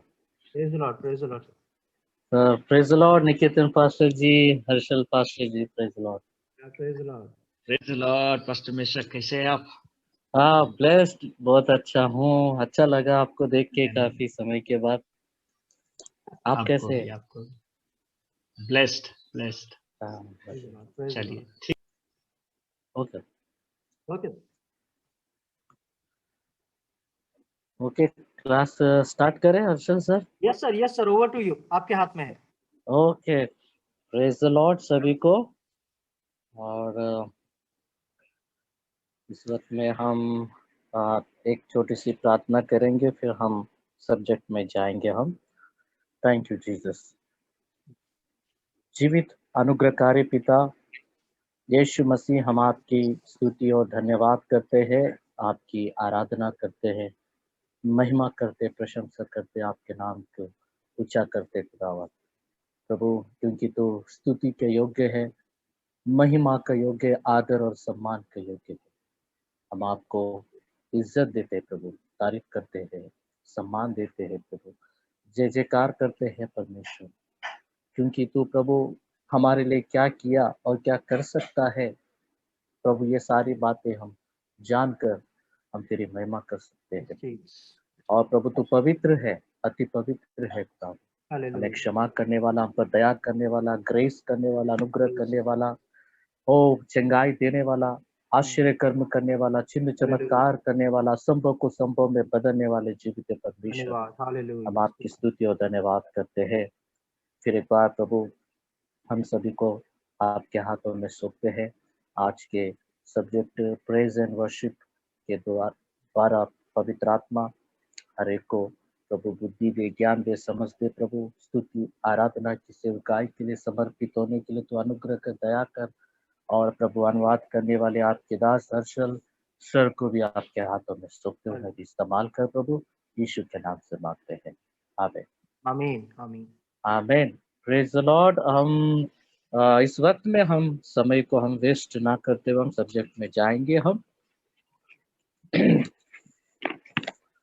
और लास्ट टाइम में हमने सीखा है आई थिंक स्तुति, आराधना, प्रशंसा में आशीष और रुकावटें, उनके बारे में हम सीख रहे थे. Yes. आणि मागच्या आठवड्यामध्ये आपण स्तुती व आराधना यामधील आशीर्वाद आणि अडखळणे याविषयी बघत होतो. ओके सो मैंने आपको उनमें से आशीष के बारे में कुछ बातें बताया और आज मैं रुकावट के बारे में बताने वाला हूँ. आणि मागच्या आठवड्यामध्ये तुम्हाला त्यातील आशीर्वादाविषयी काही गोष्टी मी तुम्हाला सांगितल्या होत्या. आज मी तुम्हाला अडखळण्याविषयी काही गोष्टी सांगणार आहे. हाँ, और हम देखते हैं कि पिछले सप्ताह में हम आशीष के बारे में हमने कई बातें सीखे हैं और क्या कहते हैं प्रकृति से जुड़ी हुई कई बातें हमने सीखे हैं. आणि मागच्या आठवड्यामध्ये आपण आशीर्वादाविषयी काही गोष्टी शिकलेलो आहोत. त्याचबरोबर निसर्ग चक्र आणि प्रकृतीच्या गोष्टींना धरून आशीर्वाद कसे येतात या गोष्टींनाही आपण शिकलो.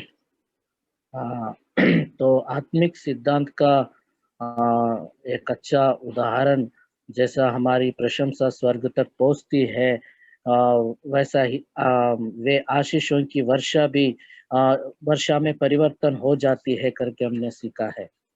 आणि आपण बघितलं होतं की ज्या रीतीने आपल्या स्तुती व आराधना त्या ठिकाणी वाफ्याप्रमाणे त्या ठिकाणी स्वर्गापर्यंत पोहोचतात. ते आशीर्वादाच्या ढगामध्ये परावर्तित होऊन आपल्यावर पाऊस पडतात. याविषयी आपण मागच्या आठवड्यात पाहिलं होतं. आइए हम आशीष के बारे में हम सीख रहे, उसमें से चौथा पॉइंट मैं बताने वाला था, वो नहीं बताया। चौथा पॉइंट आशीष के बारे में। आणि आशीर्वादाविषयी आपण आणखीन पाहूया. जो चौथा पॉइंट मी तुम्हाला सांगायचा राहिलेला होता, तो आज चौथा पॉइंट आपण पाहणार आहोत. आशीष किंवा आशीर्वादाविषयी.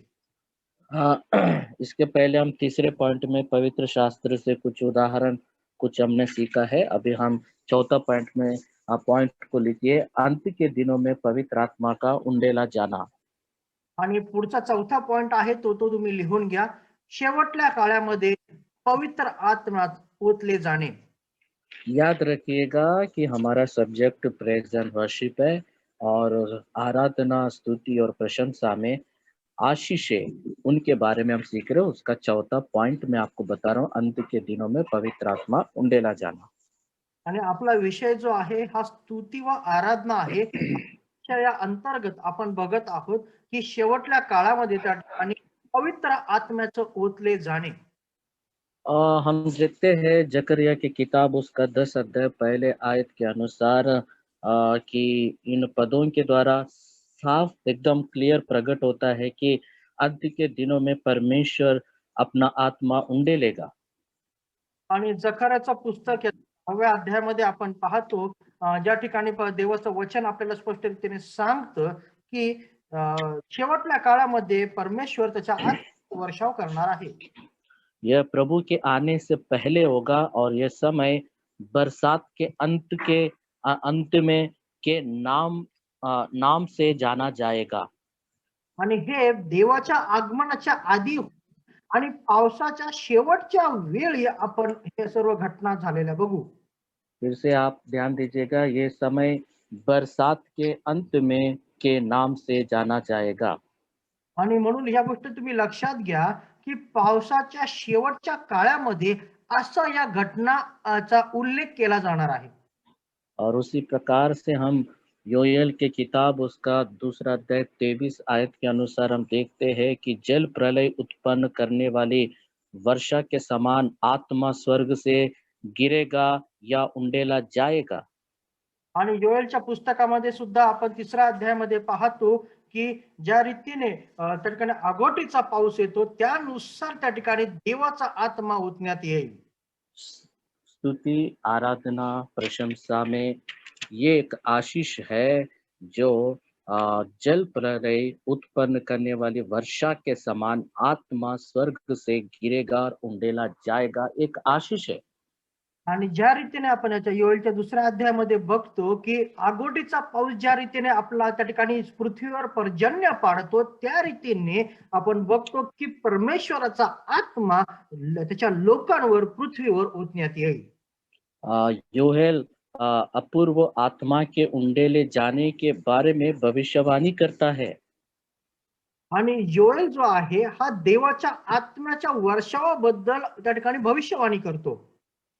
तो इस प्रकार से हम यहाँ पे योएल की किताब 2 अध्याय 23 आयत में भी हम देखते हैं कि अंत के दिनों में पवित्र आत्मा उंडेला जाना एक प्रकार की आशीष है।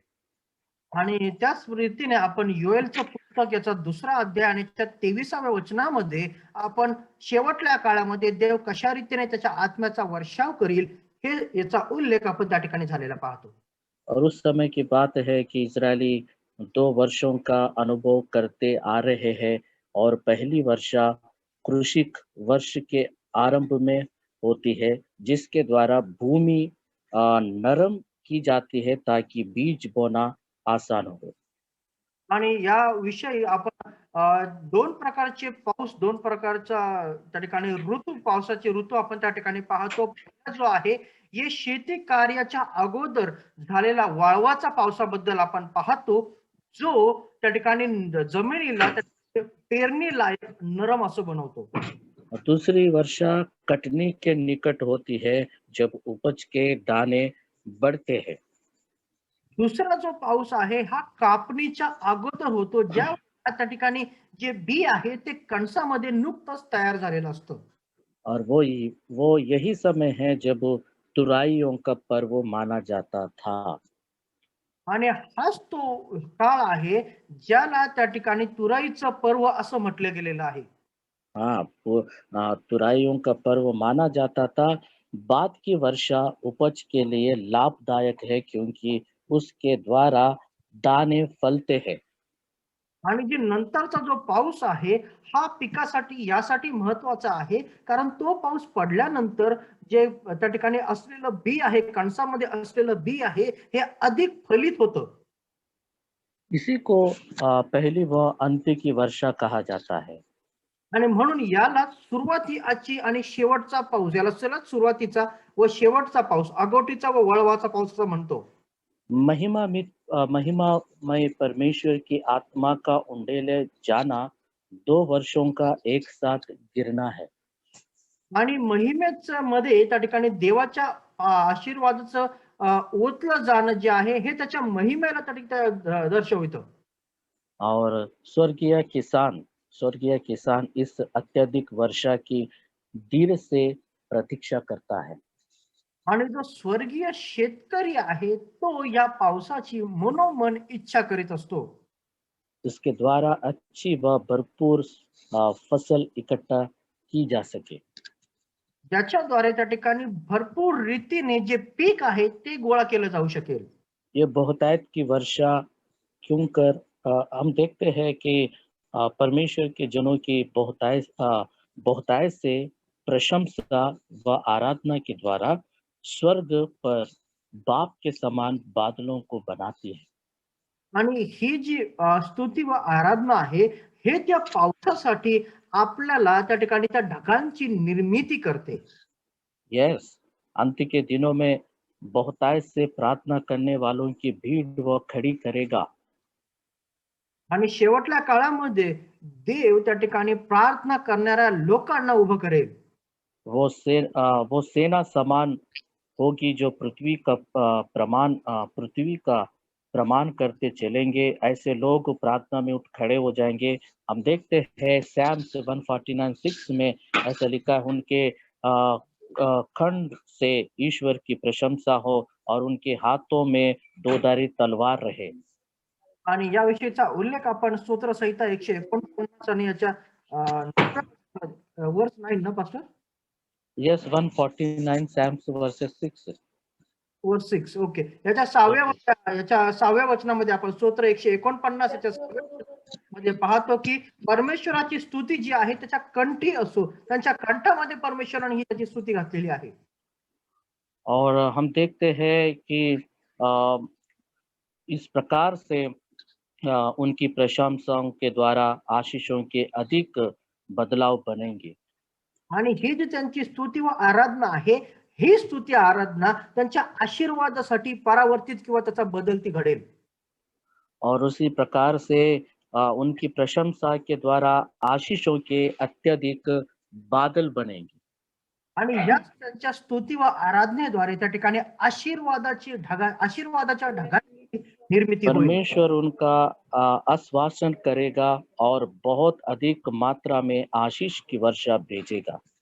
आणि परमेश्वर त्यांना आश्वस्त करेल आणि त्यांच्यासाठी अधिक रीतीने त्या आशीर्वादाच्या ढगांना जैसा इसी से पहले कभी अनुभव नहीं किया हो, ऐसा परमेश्वर आशीषों की वर्षा भेजेगा। आणि ज्यांनी या सर्व गोष्टीचा कधीही अनुभव केला नाही त्यांच्यासाठी अनुभव त्या आशीर्वादामध्ये परमेश्वर देणार आहे. यह उंडेला जाना अंत में कटनी के लिए बहुमूल्य आत्माओं को परिपक्व करेगा। आणि हे जे आत्म्याचं ओतलं जाणं आहे या शेवटच्या दिवसामध्ये कापणीसाठी त्या ठिकाणी पिकाला अधिक परिपक्व करतं. तो याद रखिए कि चौथे पॉइंट में मैंने अभी जो बातें बताया, रेफरेंस दिया, मेरे ख्याल से आप लिखे हैं, परमेश्वर के जनों की बहुतायत से प्रशंसा व आराधना के द्वारा स्वर्ग पर बाप के समान बादलों को बनाती है और वो आशीष को लेकर आती है। आणि ज्या रीतीने आताच्या आपण या सर्व पॉइंट मध्ये बघितलेलं आहे की देवाच्या निवडलेल्या लोकांची स्तुती आराधना त्या वर गेलेल्या वाफेप्रमाणे त्या ठिकाणी आशीर्वादाच्या ढगांना त्या ठिकाणी बनविते किंवा त्याची निर्मिती ते करते.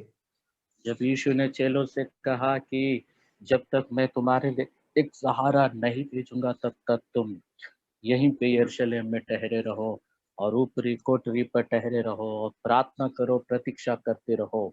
और उसी तरह वे चेलों ने और अन्य स्त्रियां मिलकर वहाँ पे और प्रभु के कहने के अनुसार पवित्र आत्मा की बाट जो रहे थे और उसमें कोई शंका नहीं कि वो प्रार्थना के साथ आराधना कर रहे थे और वही स्तुति आराधना और प्रार्थना में पवित्र आत्मा की सामर्थ्य को वो लोग पाए हैं।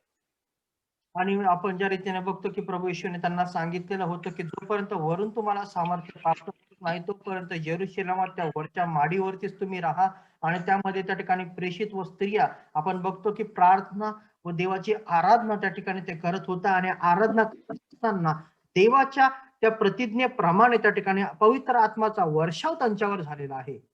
और ध्यान दीजिएगा कि पिछले कई सप्ताहों से हम स्तुति आराधना की सब्जेक्ट हम सीख रहे थे, पर मैं पिछले सप्ताह से जब मैं आशीष और रुकावट की बातें कर रहा, इसमें ऐसा कोई बात नहीं है कि नॉलेज वाली बात नहीं, सीखने को नहीं मिला, है ना? कोई बुद्धि को बढ़ाने के लिए, ज्ञान को बढ़ाने के लिए ऐसा बातें नहीं हुआ पिछले सप्ताह से।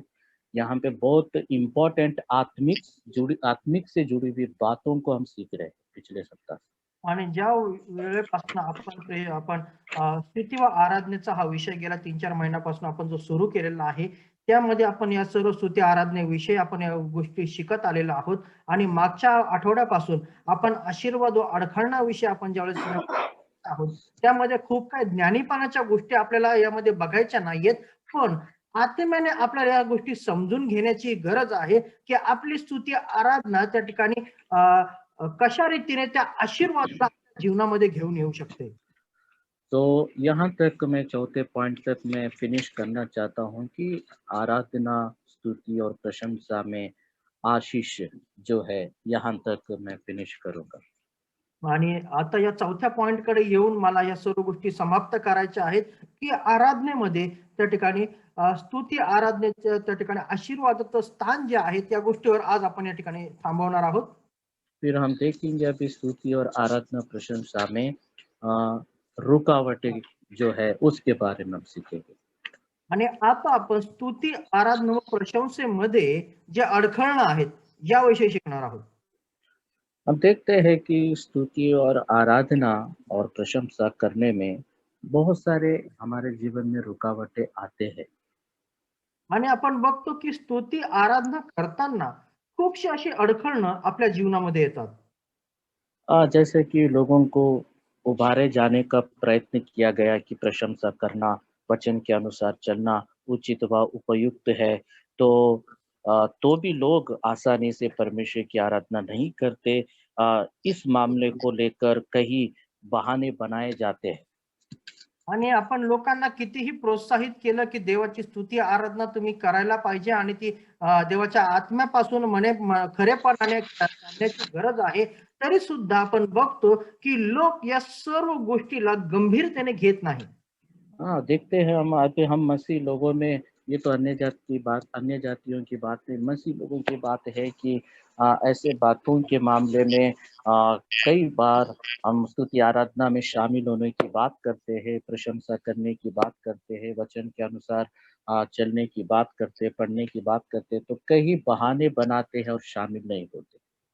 आणि ज्या वेळेला प्रियांनो आपण देवाची स्तुती व आराधना करण्याविषयी ज्यावेळेस आपण इतरांना सांगतो विशेष करून देवाच्या लोकांमध्ये आपल्याला ही गोष्ट बघायला मिळते की देवाची स्तुती देवाचं वचन देवाची प्रार्थना त्याची आराधना करण्याविषयी ज्या वेळी आपण इतरांना लोकांना सांगण्याचा प्रयत्न करतो प्रत्येक वेळेला ते काहीतरी कारण सांगण्याचा प्रयत्न त्या करत असतात.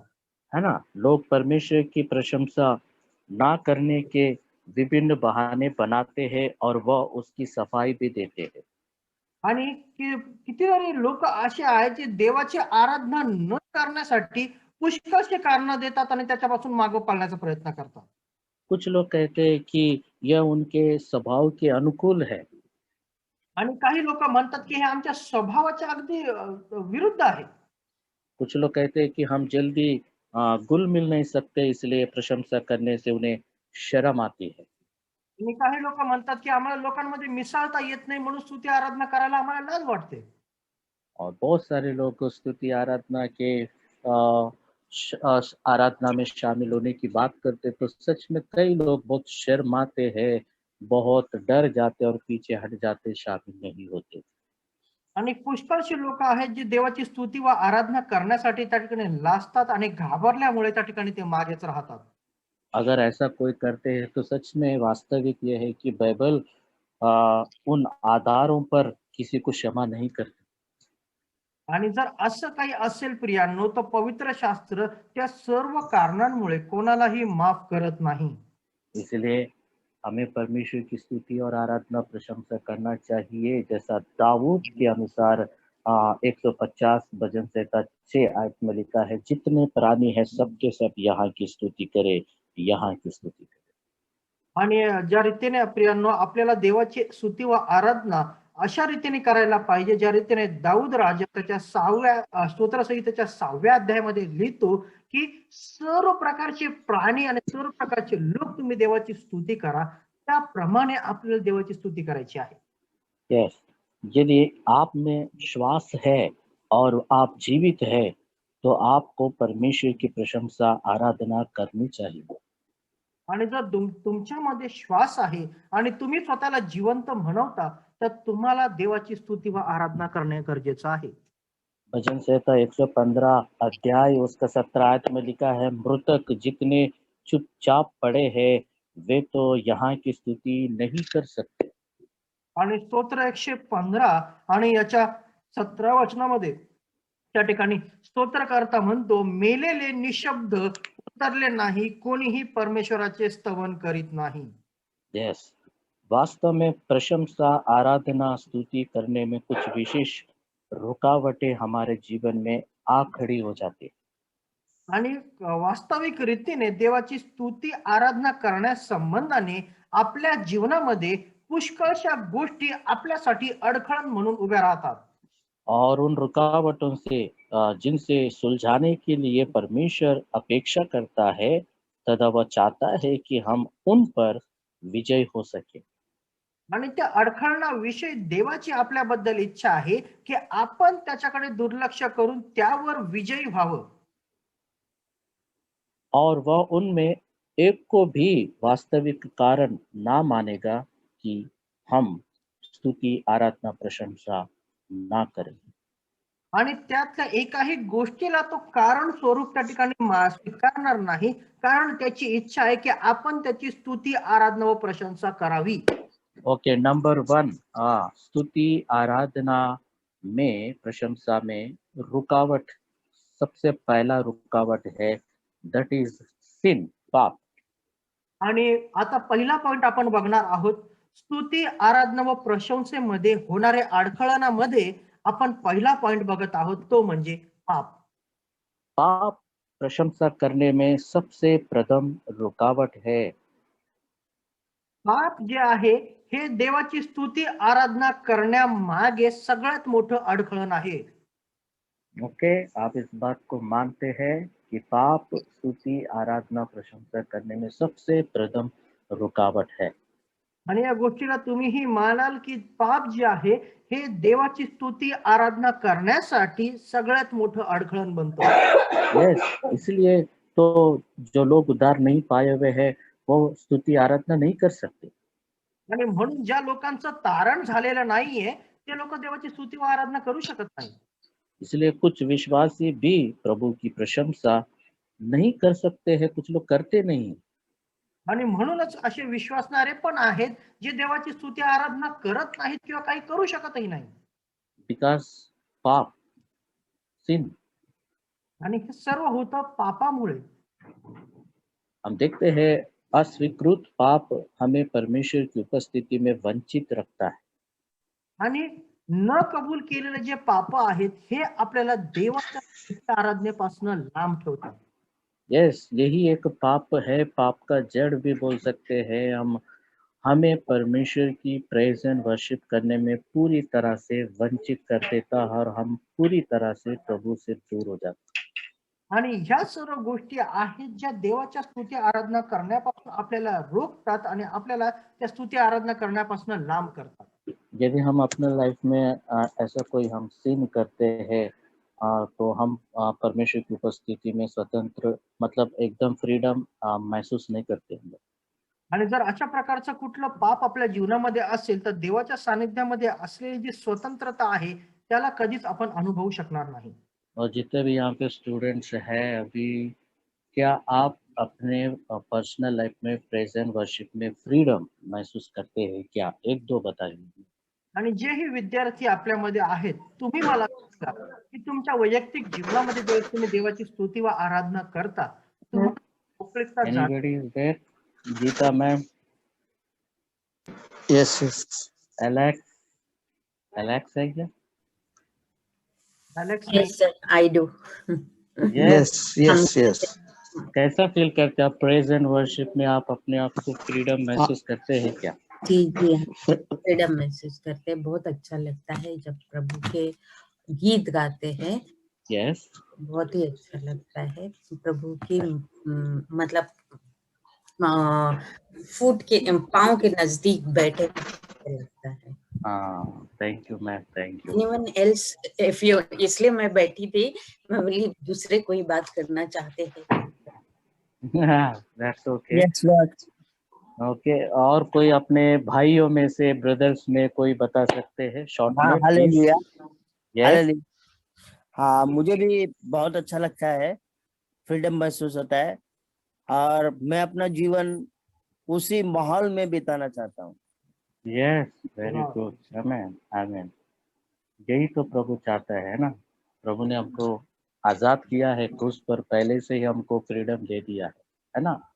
हम खुलकर परमेश्वर की स्तुति आराधना करना चाहिए, स्वतंत्र होकर परमेश्वर की महिमा करना चाहिए। Thank you brother, thank you so much. तो यही कारण है, यदि हम अपने जीवन में ऐसे किसी पाप को जानते हैं तो हम परमेश्वर की उपस्थिति में स्वतंत्र अनुभव नहीं कर सकते हैं पाप के कारण।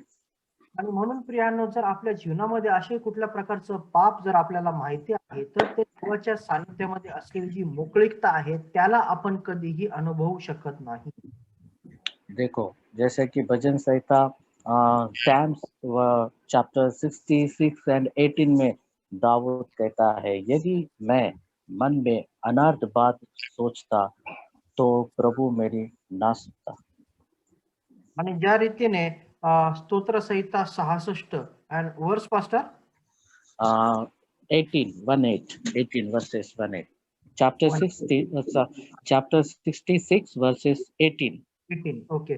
ज्या रीतीने दावीद राजा त्या ठिकाणी स्तोत्र संहिता याचा 66वा अध्याय आणि याच्या 18व्या वचनामध्ये आपल्याला सांगतो, माझ्या मनात दुष्कर्माचा विचार असता तर प्रभू माझे न ऐकता. याचा अर्थ हा होतो की जर माझ्या मनामध्ये पाप नाही तर परमेश्वर माझ्या आराधना स्वीकार करतो. नहीं कर सकता। यस, इसलिए हमें परमेश्वर की स्तुति आराधना यदि हमें करने की बात करते हैं, समर्पित हो जाते हैं, तो हमें कई बार हम इस बात को उनको समझना जरूरी है जो स्तुति और आराधना में शामिल नहीं होना चाहते और शर्माते हैं, डर जाते, घबराते हैं, क्योंकि एक ही एक उसका कारण है, वो है पाप है, जो स्तुति आराधना में स्वतंत्र महसूस नहीं करने देता। आणि म्हणून प्रियांनो ज्या लोकांविषयी आपण विचार करावा जे स्तुती आराधना करण्यासाठी त्या ठिकाणी समोर येण्यासाठी लाजतात, त्यांची हिंमत होत नाही किंवा घाबरतात, या सर्व गोष्टीचं मूळ कारण जे आहे हे कुठंतरी पाप आहे जे त्यांना ते सर्व करू देण्यापासून परावृत्त करतं. देखो, ऐसे नबी के किताब में भी हम देखते हैं कि एक पाप ही है जिसके कारण से, अधर्म के कामों के कारण से हमें अपने परमेश्वर से अलग कर दिया है, दूर कर आणि दिया है। यशायाचे ग्रंथामध्ये आपण या गोष्टीचा उल्लेख झालेला पाहतो, हे पापच आहे जे आपल्याला देवाच्या आराधनेपासून लांब करतात आणि हे पापच आहे जे वचन यशायाच्या ग्रंथामध्ये आपल्याला बघायला मिळतं की तुम्ही आणि तुमचा देव ह्याच्यामध्ये एक आडभिंतीप्रमाणे उभं राहिलेला आहे. यस, कभी भी याद रखे, जब हम प्रेज एंड वर्शिप करने की बात करते, चाहे वो कलीसिया में हो, परिवार में हो, कई और जगह पे सभाओं में हो, है ना, कॉन्ग्रेगेशन में जब हम परमेश्वर की स्तुति और आराधना करते हैं, हमें जब समझो आप अकेले हैं, उस भीड़ में आप अकेले हैं और आप परमेश्वर से मतलब रखना चाहिए, परमेश्वर से रिश्ता रखना चाहिए कि आप आप प्रभु की आराधना कर रहे हैं आप, लेकिन आप कॉन्ग्रेगेशन को नहीं देखना चाहिए। जब आप प्रभु के साथ आप वार्तालाप करते हैं और आराधना करते हैं, तो आपको खुद को एहसास होता है कि सच में मैं स्वतंत्र हूँ कि नहीं। अगर आप स्वतंत्र महसूस नहीं करते, तो आपकी आत्मा आपको गवाही देता है कि कहीं ना कहीं हमारे जीवन में गलत है या पाप है। आणि प्रियांनो, ज्याही वेळेला आपण लोकांच्या सहभागितेमध्ये, लोकांच्या जावामध्ये एकत्र येतो देवाची स्तुती व आराधना करण्यासाठी, विशेष रीतीने आपण इतरांकडे न पाहता आपली दृष्टी आपण परमेश्वराकडे लावावी आणि मनापासून त्याची आराधना करावी. की परमेश्वर त्या आराधनेमध्ये आपल्याला त्या मोकळीकतेचा अनुभव देईल.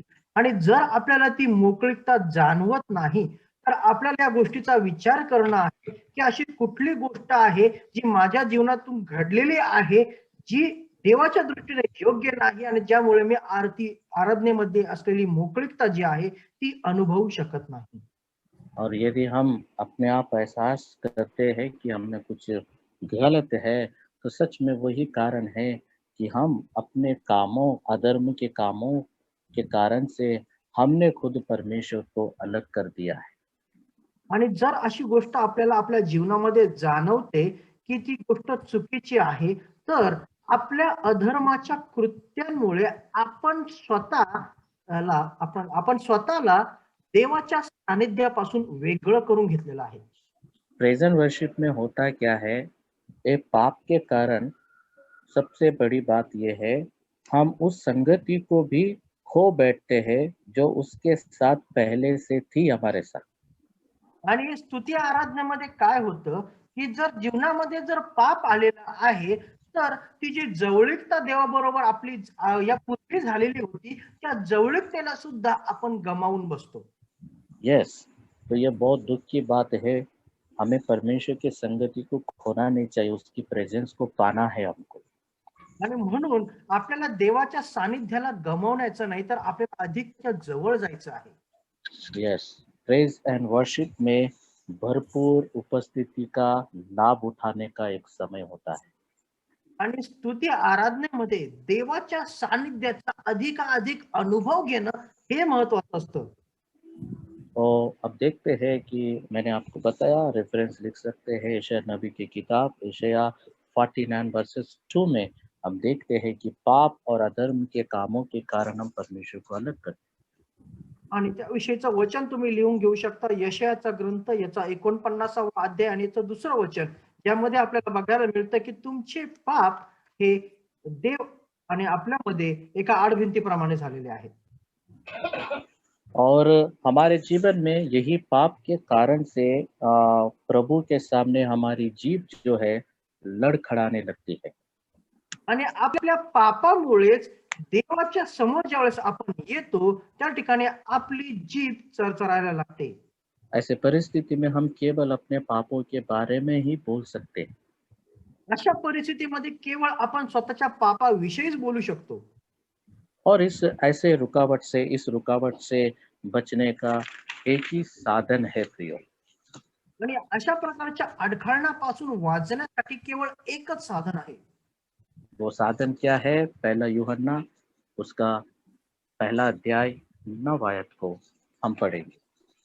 आणि याचं साधन आपल्याला बघायला मिळतं योहानाचं पहिलं पत्र याचा पहिला अध्याय आणि याचं 9वं वचन. योहानाचं पहिलं पत्र याचा पहिला अध्याय आणि याचं 9वं वचन. पहला यूहन्ना पहला अध्याय 9वां वचन, है ना। हमारे स्तुति, आराधना, प्रशंसा में जो रुकावट है, पहला है पाप है, और ये पाप से हमें इस रुकावट से बचने के लिए हमारे पास एक ही एक हथियार है, वो है पहला यूहन्ना पहला अध्याय 9 आयत को हम देखेंगे। आणि आपल्या पापापासनं आपल्या जर परावृत्त आपल्याला व्हायचं असेल, तर आपल्याकडे केवळ एकच असं साधन आहे, जे आपल्याला योहानाचं पहिलं पत्र याचा पहिला अध्याय आणि याच्या 9व्या वचनामध्ये बघायला मिळतं, ज्याचा वापर करून आपण त्याच्यापासून दूर पळू शकतो. यदि हम अपने पापों को मान ले तो वो हमारे पापों को क्षमा करने और हमें सब अधर्म से शुद्ध करने में विश्वास योग्य और धर्मी है। आमीन। जर आपण स्वतःची पापे पदरी घेतो तर तो विश्वासू व न्यायी आहे, म्हणून आपल्या पापांची क्षमा करील व आपल्याला सर्व अधर्मापासून शुद्ध करेल. यस, एक वर्शिपर, एक आराधक कन्फेस करना चाहिए, अंगीकार करना चाहिए। आणि म्हणून एक देवाच्या स्तुती व आराधना करणारे व्यक्ती म्हणून या सर्व गोष्टीची कबुली आपल्याला देणं गरजेचं आहे. पहले से मैंने आपको बहुत सारी बातें पढ़ाते आया कि इंस्ट्रूमेंट्स बजाना, गाना गाना और बहुत कुछ आपको बताया, बट यहाँ पे this is very most important. Worship leader हो या कांग्रेगेशन में वर्शिप कर रहे हैं, विश्वासी लोग वर्शिप कर रहे हैं या पास्टर्स वर्शिप कर रहे हैं, वर्शिप लीडर, खास तौर से वर्शिप लीडर्स जो होते हैं, कॉयर जो होता है, सबसे पहला वो स्तुति आराधना के लिए जब प्रभु के पास आते हैं तो अपने आप को टटोलना, अपने पापों की अंगीकार करना बहुत ही जरूरी है। आणि म्हणून प्रियांनो, एक विश्वासी व्यक्ती म्हणून ज्यावेळेस आपण मंडळीमध्ये येतो, त्या ठिकाणी आपण पाळक असू, मंडळीतले सभासद असू, आराधना करणाऱ्या समूहामधील असू किंवा आराधनेतील पुढारी आपण असू, वर्शिप लीडर असू, आपल्याला सगळ्यात महत्वाची गोष्ट ही आहे की आपल्याला आधी सर्वप्रथम आपल्या पापांची कबुली देणं आहे आणि मग देवाच्या सानिध्यामध्ये जाणं आहे. यस, ये एक कुंजी है। तो हमें स्वतंत्रता से प्रेज एंड वर्शिप आराधना करना चाहिए। तो हमें पहला यूहन्ना उसका पहला अध्याय 9 आयत के अनुसार हमारे जीवन को बिताना चाहिए। आणि म्हणून जर आपल्या जीवनामध्ये आपल्याला त्या आराधनेमध्ये असलेली मोकळीकता जर अनुभवायची असेल तर योहानाचं पहिलं पत्र, पहिला अध्याय आणि 9व्या वचन आपल्याला प्रत्येक वेळेला आपल्या जीवनामध्ये कबूल करण्याची गरज आहे.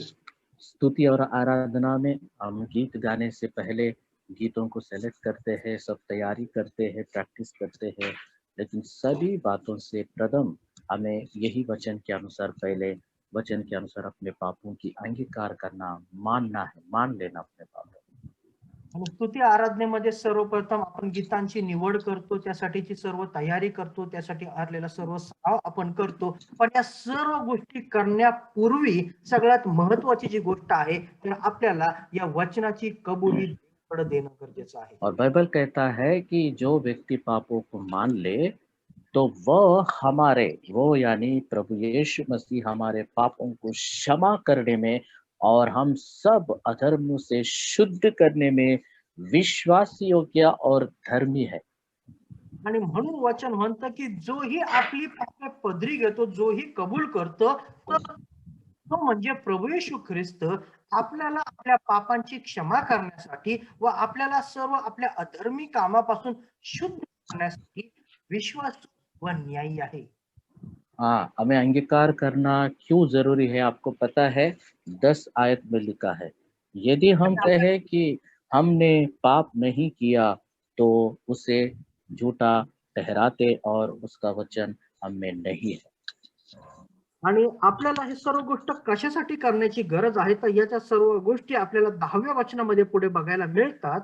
आम्ही पाप केले नाही जर असे आपण म्हणतो तर आपण त्याला लबाड करीतो, म्हणजे येशूला लबाड करतो आणि त्याचे वचन आपल्या ठाई नाही. देखो यहाँ पे 10वीं आयत के अनुसार यदि हम कहे कि हमने पाप नहीं किया या पापों के अंगीकार नहीं करते तो उसे झूठा ठहराते हैं। इसका मतलब झूठा आराधक बनेंगे, हम दिखावे आराधक बनेंगे और उसका वचन हमें नहीं है। इसका मतलब एक सच्चे आराधना का स्पिरिट हमारे अंदर नहीं रहेगा।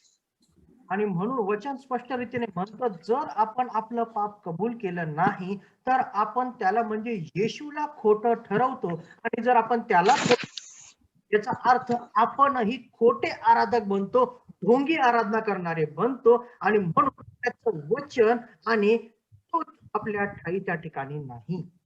ओके ओके, देन अभी हम स्तुति आराधना प्रशंसा में रुकावटें पहला हमने सीखा है वो है पाप। सेकंड हम सीखेंगे, सेकंड दोषी व अपराधी ठहराना। पहिला पॉइंट आता आपण स्तुती आराधना प्रशंसा विषयमध्ये आपण बघितला होता, अडखळण्यामध्ये पाप हा पहिला पॉइंट आपण बघितला. आता दुसरा पॉइंट आपण बघणार आहोत, दोषी ठरवले जाणे. दुसरा पॉइंट आहे दोषी ठरवले जाणे. हाँ, दोषी व अपराधी ठहरना। दोषी किंवा अपराधी ठरवले जाणे. ठीक है, दूसरा पॉइंट दोषी व अपराधी ठहरना। दुसरा पॉइंट आहे दोषी किंवा अपराधी ठरवले जाणे. जब हम परमेश्वर के द्वारा क्षमा किए गए भी हो तो हम बड़ी सरलता से अपने आप को क्षमा कर सकते हैं। आणि जर देवाकडनं आपण निर्दोष जर ठरवलं गेलेलो आहोत, तर आपण त्या ठिकाणी त्या सर्व गोष्टीबद्दल क्षमा प्राप्त करू शकतो. जब हम स्तुति आराधना की बात करते प्रेजेंस में हम रहते हैं तो उस वक्त में हम कई बार हम देखते हैं, हमको एहसास होता है कि जब हम परमेश्वर के द्वारा क्षमा किए गए हैं, प्रभु ने हमको क्षमा किए गए, तो भी हम बड़ी सरलता से अपने आप को क्षमा नहीं करते, कई बार अपने आप को दोष देना शुरू करते। आणि बऱ्याच वेळेला जर देव आपल्याला क्षमा करतो, तरी सुद्धा बहुतांश गोष्टीमध्ये आपण स्वतःला क्षमा करू शकत नाही. ओके, अब मैं आपको एक बात बताऊंगा, यीशु मसीह क्रूस पर क्या किया दोस्तों। आणि आणखीन एक गोष्ट आता मला तुम्हाला सांगायची आहे की प्रभू येशू ख्रिस्ताने वधस्तंभावर काय केलं. मैं आपको एक गुड न्यूज सुनाऊंगा, ठीक है। आणि एक चांगली बातमी मी तुम्हाला देतो. यीशु मसीह पिछले, वर्तमान, भविष्य के पापों को क्षमा किया। प्रभू येशू भूतकाळातील, वर्तमानातील आणि भविष्यातीलही सर्व पापांची क्षमा करतो. जब भी आप आराधना में एंट्री हो जाते हैं तो खुद को अपने आप को भी क्षमा करना सीखो। आणि म्हणून ज्याही वेळेला तुम्ही देवाच्या सानिध्यामध्ये येता, तुम्ही सर्वात आधी स्वतःलाही क्षमा करायला शिका. खुद को दोष देना बंद करें। स्वतःला दोष देणे बंद करा. Praise God. प्रभूची स्तुती असो. यस, तो हम बहुत से मसीह दोषी बने रहते हैं और चाहे परमेश्वर ने उन्हें पूरी रीति से क्षमा भी किया हो, वह अपनों को कभी भी क्षमा नहीं करते हैं कई लोग। आणि म्हणून आपण बघतो की देवाच्या सानिध्यामध्ये जरी लोक येतात, ते इतरांना तर क्षमा करतात, पण ते स्वतःला करू शकत नाही. प्रियो, हम देखते हैं अयोग्यता की भावना ही उसका परिणाम होता है। Will you repeat it, Pastor? अयोग्यता की भावना ही उसका परिणाम होता है। भावना. या अयोग्यता की भावना ही उसका परिणाम होता है। हाँ, भावना ही उसका परिणाम होता है। आणि अयोग्यतेची जी भावना आहे. हेलो, आवाज आ रहा है? Yes sir, yes sir. Yes, प्रशंसा करने की स्वतंत्रता पर निषेध लग जाता है कई बार। आणि त्याच्याद्वारे देवाच्या स्तुती करण्यासाठी, देवाची प्रशंसा करण्यासाठी आपण त्या ठिकाणी स्वतःलाच निषिद्ध करून घेतो. वे परमेश्वर की उपस्थिति में मुंह लटकाए खड़े होते हैं कुछ लोग। आणि देवाच्या सानिध्यामध्ये आपण बघतो की काही लोक जे आहेत हे लांब चेहऱ्याने उभे राहतात. और परमेश्वर की उपस्थिति उनको और भी अधिक अयोग्यता की भावना देती है। आणि देवाची जी उपस्थिती आहे ही त्यांना अधिकच रीतीने अयोग्यतेची भावना देत असते. और हम देखते हैं कि वे परमेश्वर की करुणा व अनुग्रह का पूरी रीति से अनुभव नहीं करते हैं। आणि म्हणून ते देवाची कृपा आणि देवाच्या दयेचा पूर्ण रीतीने अनुभव घेऊ शकत नाही. क्योंकि वो खुद को दोष देते हैं, खुद को माफ नहीं करते। याचं कारण हेच की ते स्वतःला दोष देत असतात आणि ते स्वतःला कधीही माफ करत नाही. यह स्वभाव या अभिवृत्ति तभी उत्पन्न होती है जब हम संकोच।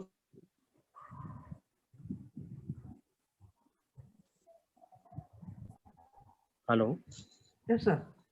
यस, आप ट्रांसलेशन हुआ ना सर? नहीं सर, मैं बीच में आपकी आवाज कट गई थी. यस, ऐसे एक्चुअली कोई कॉल कर रहा था, मेरे को डिस्टर्ब हो रहा बीच में। Okay okay. जब हम देखते हैं यह स्वभाव या अभिवृत्ति तभी उत्पन्न होती है जब हम संकोचशील होते हैं. आणि हे जे वृत्ती आहे ही त्याच वेळेला आपल्या जीवनामध्ये येते ज्या वेळेला संकोच आपल्या जीवनामध्ये असतो. हम परमेश्वर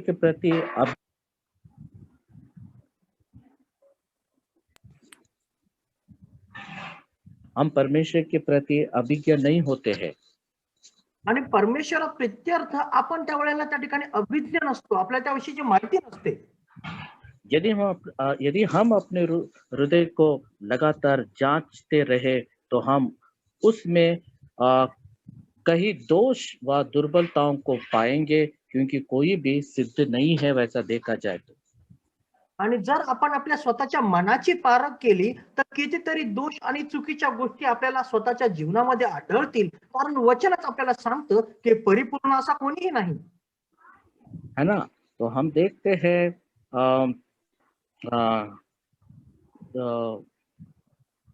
ऐसा स्वयं को जांचना ठीक नहीं है वैसा देखा जाए तो. आणि म्हणून जर तसं बघितलं तर प्रत्येक क्षणाला स्वतःचं अशा रीतीने परीक्षण करणं हे योग्य नाही.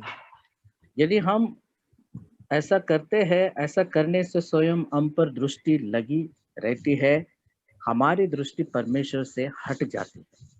आणि हे यासाठी कारण हा जर विचार आपण जर सतत करत असलो तर आपलं लक्ष आपल्या स्वतःच्या जीवनाकडे लागलेलं असतं, देवाकडे आपण कधीही बघू शकत नाही.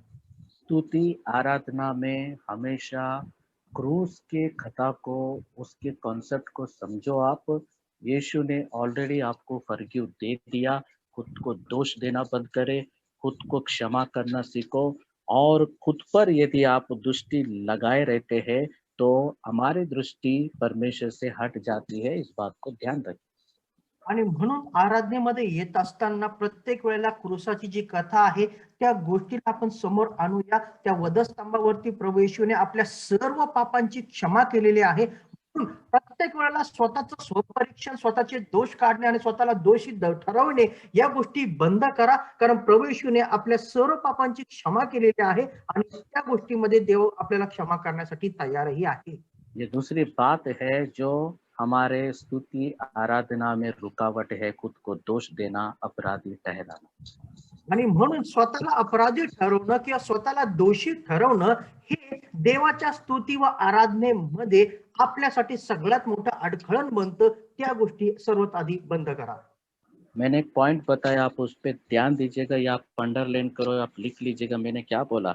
ऐसा स्वयं को जांचना ठीक नहीं. ऐसा करने से स्वयं पर दृष्टि लगी रहती है, हमारी दृष्टि परमेश्वर से हट जाती है, मतलब रुकावट हो जाएगा. आणि म्हणून जे वाक्य मी तुम्हाला सांगितलेलं आहे ते वाक्य तुम्ही लिहून घ्या, त्याखाली अंडरलाईन करा, कारण महत्वाचं आहे. कारण स्वतःला दोषी ठरवल्यामुळे प्रत्येक वेळेस आपली दृष्टी ही स्वतःकडे लागलेली असते. आपण ती दृष्टी देवाकडे लावू शकत नाही. म्हणून स्वतःच प्रत्येक क्षणाला परीक्षण करणं किंवा स्वतःला दोष देणं बंद करा. आमेन. तो आप लिख सकते हैं इब्रानियों की पत्री 12 अध्याय उसका 2 आयत. उसके द्वारा 2 बातें पूरा किया जा सकता है. पहला, हमारे विचार और ध्यान हमसे हटकर प्रभु पर लगाए जाए. आणि म्हणून त्यासाठी वचन तुम्ही लिहून घ्या. इब्री लोकास पत्र याचा 12वा अध्याय आणि याचं 2रं वचन, जे वचन आपल्याला शिकवतं की आपलं ज्ञान जे आहे आपण हे प्रभू त्या ठिकाणी लावावं. और वहां पे लिखा है कि इब्रानियों की पत्री 12:2 में वह विश्वास के कर्ता और सिद्ध करने वाले यीशु की ओर ताकते रहो. आणि त्या ठिकाणी वचन आपल्याला सांगतं की आपल्या विश्वासाचा उत्पादक व पूर्ण करता जो येशू आहे त्याकडे आपण पाहत राहावे. ओके. स्तुति आराधना में रुकावटें नहीं होना है तो प्रेजेंट वर्शिप पे आपकी दृष्टिकोण जो है, आपकी दृष्टिकोण केवल यीशु पर होना चाहिए, और आपकी आराधना, स्तुति आराधना का केंद्र बिंदु यीशु मसीह होना चाहिए. आणि म्हणून जर स्तुती आराधनेमध्ये आपल्याला अडखळ नको असेल तर आपली जी दृष्टी आहे, आपलं जे लक्ष आहे हे येशूकडे लावण्याची गरज आहे. आपल्या आराधनेचं जे केंद्र आहे हे येशूला बनवणं हे फार महत्वाचं आहे. ओके. तो यहाँ पे क्या होता है, पहला हमारे विचार और ध्यान हमसे हटकर प्रभु पर लगाया जाएगा. आणि याच्यामध्ये काय होतं की सगळ्यात अगोदर आपलं विचार आणि आपलं लक्ष हे प्रभूकडे सर्वात आधी लावलं गेलं पाहिजे. दूसरा, जितना अधिक हम यीशु को ताकते हैं उतना ही हम उसके बारे में सोचेंगे. आणि दुसरी गोष्ट, जितका अधिक आपण येशूकडे लक्ष लावू तितका अधिक आपण विचार करू. उस पर ध्यान रखेंगे, हम अपने विचारों को उस पर केंद्रित करेंगे, इतना ही अधिक उसकी प्रशंसा व आराधना करेंगे. आणि जितका अधिक आपण त्याच्याकडे बघू, जितका अधिक आपण त्याच्याकडे आपलं लक्ष लावू, तितका अधिक आपण त्याच्याबद्दल विचार करू आणि त्या विचारांद्वारे आपण अधिक रीतीने त्याची आराधना करू शकू. जितना आप खुद को दूषित महसूस करते हैं, अपराधी ठहरते हैं, खुद को अपने आप को क्षमा नहीं करते हैं, और उतना ही आपकी सोच उस बात पर जाएगा, आप स्वतंत्र महसूस नहीं कर पाएंगे. इसलिए कभी भी उस पर ध्यान करेंगे, हम अपने विचारों को उस पर केंद्रित करेंगे, उतना ही केंद्रित करेंगे, अधिक उतना ही अधिक उसकी प्रशंसा और आराधना करेंगे. आणि म्हणून ज्याही वेळेला आपण देवाच्या सानिध्यामध्ये येतो, आपलं लक्ष आपण देवाकडे लावूया, आपलं संपूर्ण विचार आपण देवाकडे लावूया. जितके अधिक आपण आपलं लक्ष, आपले विचार देवाकडे लावूया, तितका अधिक मोकळेपणाचा अनुभव तो आपल्याला देईल, की स्वतंत्रतेचा अनुभव तो आपल्या जीवनामध्ये येईल, कारण आपलं संपूर्ण लक्ष हे त्याच्याकडे लागेल. आप जब स्तुति आराधना में ऐसी बातों पर ध्यान ना देते हुए सिर्फ के यीशु की ओर ताकते रहो, इसका मतलब क्या हुआ? ये भी हो गया कि हम कांग्रीगेशन में जितने लोग आते हैं उनको देख के आराधना कभी लाइफ में करना नहीं. आणि येशूकडे पूर्णपणे लक्ष लावण्याचा अर्थ काय होतो, की पूर्ण लक्ष त्याच्याकडे हे लावणं आहे, की मंडळीमध्ये ज्यावेळेस आपण एकत्र येतो त्यावेळेला आपल्याला आजूबाजूलाही कोण काय करतं ह्याकडे लक्ष देण्याची गरज नाही, तर पूर्णपणे येशूकडे बघण्याची गरज आहे. किसी को आकर्षित करने के लिए, किसी को खुश करने के लिए, किसी को दिखाने के लिए, या किसी के सामने हम ऐसे आराधना करते कि वो उसके प्रेजेंट वर्शिप के बाद में वो हमारी तारीफ करे, वाह करे, उस ऐसा हम सोच कर करते हैं तो हमारे दृष्टिकोण में यीशु मसीह नहीं रहेगा. आप प्रभु को हटाएंगे आप आज. आणि जर मग कोणाला चिडवण्यासाठी, लोकांना दाखवण्यासाठी की मी किती आराधना करतो, कोणाला आकर्षून घेण्यासाठी आपण जर देवाची आराधना करतो किंवा आपण अशा रीतीची आराधना करतो की आराधना झाल्यानंतर आपल्याला असे कोणाकडनं शब्द ऐकायला मिळावे की तुम्ही खूप चांगली आराधना करता, जर अशा काही गोष्टी आपल्या जीवनामध्ये असतील तर प्रियांनो, ती आराधना देवाला मान्य नाही, कारण त्या गोष्टीमध्ये आपलं लक्ष देवाकडे नाही. ओके, सो खुद को क्षमा करें, खुद को दोष ना लगाए, खुद को अपराधी ना ठहरे, और अपने विचारधारा में केवल यीशु को केंद्र बिंदु बनाओ. स्तुति आराधना में यीशु को केंद्र बिंदु बनाकर आगे बढ़े. आणि म्हणून प्रत्येक वेळेला स्वतःला दोष देणं बंद करा, स्वतःला त्या ठिकाणी पारखणं बंद करा, स्वतःला त्या ठिकाणी अपराधी ठरवणं बंद करा. जितकं अधिक तुमचं लक्ष तुम्ही येशूकडे लावा, तितकं अधिक त्याची आराधना तो तुमच्या जीवनाद्वारे होईल. अन्यथा स्तुति आराधना में आप खुद ही रुकावट बन जाएंगे. नाहीतर देवाच्या स्तुती आराधनेमध्ये तुम्ही स्वतःसाठी अडखळ बनाल. ओके, देन तीसरा पॉइंट. स्तुति आराधना और प्रशंसा में रुकावट. तीसरा पॉइंट, संसारिकता यानी दुनियादारी या संसारिकता. आणि स्तुती आराधना व प्रशंसामध्ये आपण अडखळण हे बघत आहोत, आणि अडखळणामध्ये तिसरा पॉइंट आपण बघत आहोत संसारिकता. संसारिकता. ओके, संसारिकता किंवा संसारातील गोष्टी. ओके, एक ऐसा व्यक्ति है, ओलिवर क्रोमवेल नाम के एक व्यक्ति है. उसने एक बार कहा कि संसारिकता वो है जो यीशु मसीह के प्रति मेरे प्रेम को ठंडा कर दे. आणि ऑलिव्हर क्रोमवेल नावाच्या एका व्यक्तीने अशा रीतीने त्याच्या पुस्तकामध्ये लिहिलेलं आहे, संसारिकता किंवा जगिकपण असं आहे जे येशूच्या आराधनेला किंवा त्याचं महत्व माझ्या जीवनामध्ये कमी करतो. है ना, सांसारिकता आत्मिकता के विरुद्ध में है. आणि जगिकता जी आहे ही आत्मिकतेच्या विरुद्ध आहे. यह वो परिस्थिति है जहां हमारे मन व दिमाग संसार की बातों में लीन हो जाते हैं. आणि ही अशी परिस्थिती, अशी वेळ असते ज्यामध्ये आपलं मन आणि आपले विचार हे जगाच्या गोष्टीमध्येच अडकून राहिलेले असतात. और हमारे विचार और परमेश्वर व उसके राज्य से हट जाएंगे हम। आणि त्यामुळे काय होतं की आपले जे विचार आहेत, हे देवाच्या राज्यापासून दूर होतात. और सांसारिक विचार वाले लोग परमेश्वर की आराधना करने में शर्म महसूस करते हैं। आणि जे जगिक लोक आहेत त्यांना देवाची आराधना करण्यामध्ये लाज वाटायला लागते. और उनकी गरिमा के झूठे बोध की रुष्ट कर देता है। आणि त्यांची जी प्रतिष्ठा आहे ती त्या ठिकाणी कुठेतरी दुखावली जाते. इस समस्या से बचने का एक ही उपाय है, आणि या समस्येपासून वाचण्यासाठी फक्त एकच उपाय आहे. हम अधिक से अधिक यीशु की ओर बढ़ते जाए। आपण अधिक आणि अधिक येशूमध्ये वाढणं गरजेचं आहे. जैसा ही हम उसकी स्तुति, आराधना, प्रशंसा व जानकारी में बढ़ते रहे, तो उसके अनुसार सांसारिकता घटती जाती है, कम होते जाता है। जितका आपण देवाच्या स्तुती आराधना त्याच्या वचनामध्ये त्याच्या प्रार्थनेमध्ये वाढत राहतो तितकं जगिकपण किंवा सांसारिकता संसाराच्या गोष्टी आपल्या जीवनातून कमी होत जातात. और दुनियादारी सांसारिकता से दूर रहने के लिए अधिक से अधिक यीशु की ओर बढ़ना है, आराधना में और बढ़ना है। आणि म्हणून दुनियादारी किंवा जगिकपण जे आहे ह्याच्यापासून जर दूर पळायचं असेल तर देवाच्या वचनात वाढण्याची गरज आहे. और यह सांसारिकता का एक लक्षण है कि गरिमा और विष्टचार को बनाए रखने का प्रयत्न या फिर लोग क्या सोचेंगे इन विचारों में खोए रहते हैं हमेशा। आणि हे यामध्ये लोक काय करतात तर स्वतःचं स्थान स्वतःची प्रतिष्ठा ठिकाणी टिकवण्याचा प्रयत्न करत की लोक माझ्याबद्दल काय बोलतील या सर्व गोष्टीच्या विचारामध्ये अडकलेले असतात. और हम मसीह बनने के बाद हमारा एक ही तय होना चाहिए कि हम प्रभु यीशु की प्रसन्नता का कारण बने। आणि येशूच्या आराधनेमध्ये ज्यावेळेस आपण येतो त्यावेळेला आपल्याला ह्या गोष्टीच महत्व आपल्याला या गोष्टी समजून घेण्याची गरज आहे की माझ्या आराधनेचं केंद्र जो आहे हे येशू असायला पाहिजे. और इसी से सांसारिक मनुष्य प्रसन्न नहीं रहता। आणि या सर्व गोष्टीमुळे सांसारिक जो व्यक्ती आहे कधीही प्रसन्न होऊ शकत नाही.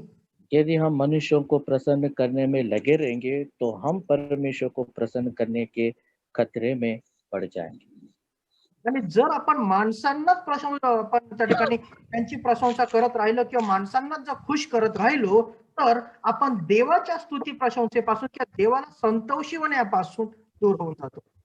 और सांसारिक बातों में बुरी तरह से हमको स्तुति आराधना से आराधना की उपस्थिति से हमको बुरी तरह से गिराने वाली संसार की बातें, गलतियों की पत्री 5 अध्याय 19 आयत से हम देखेंगे।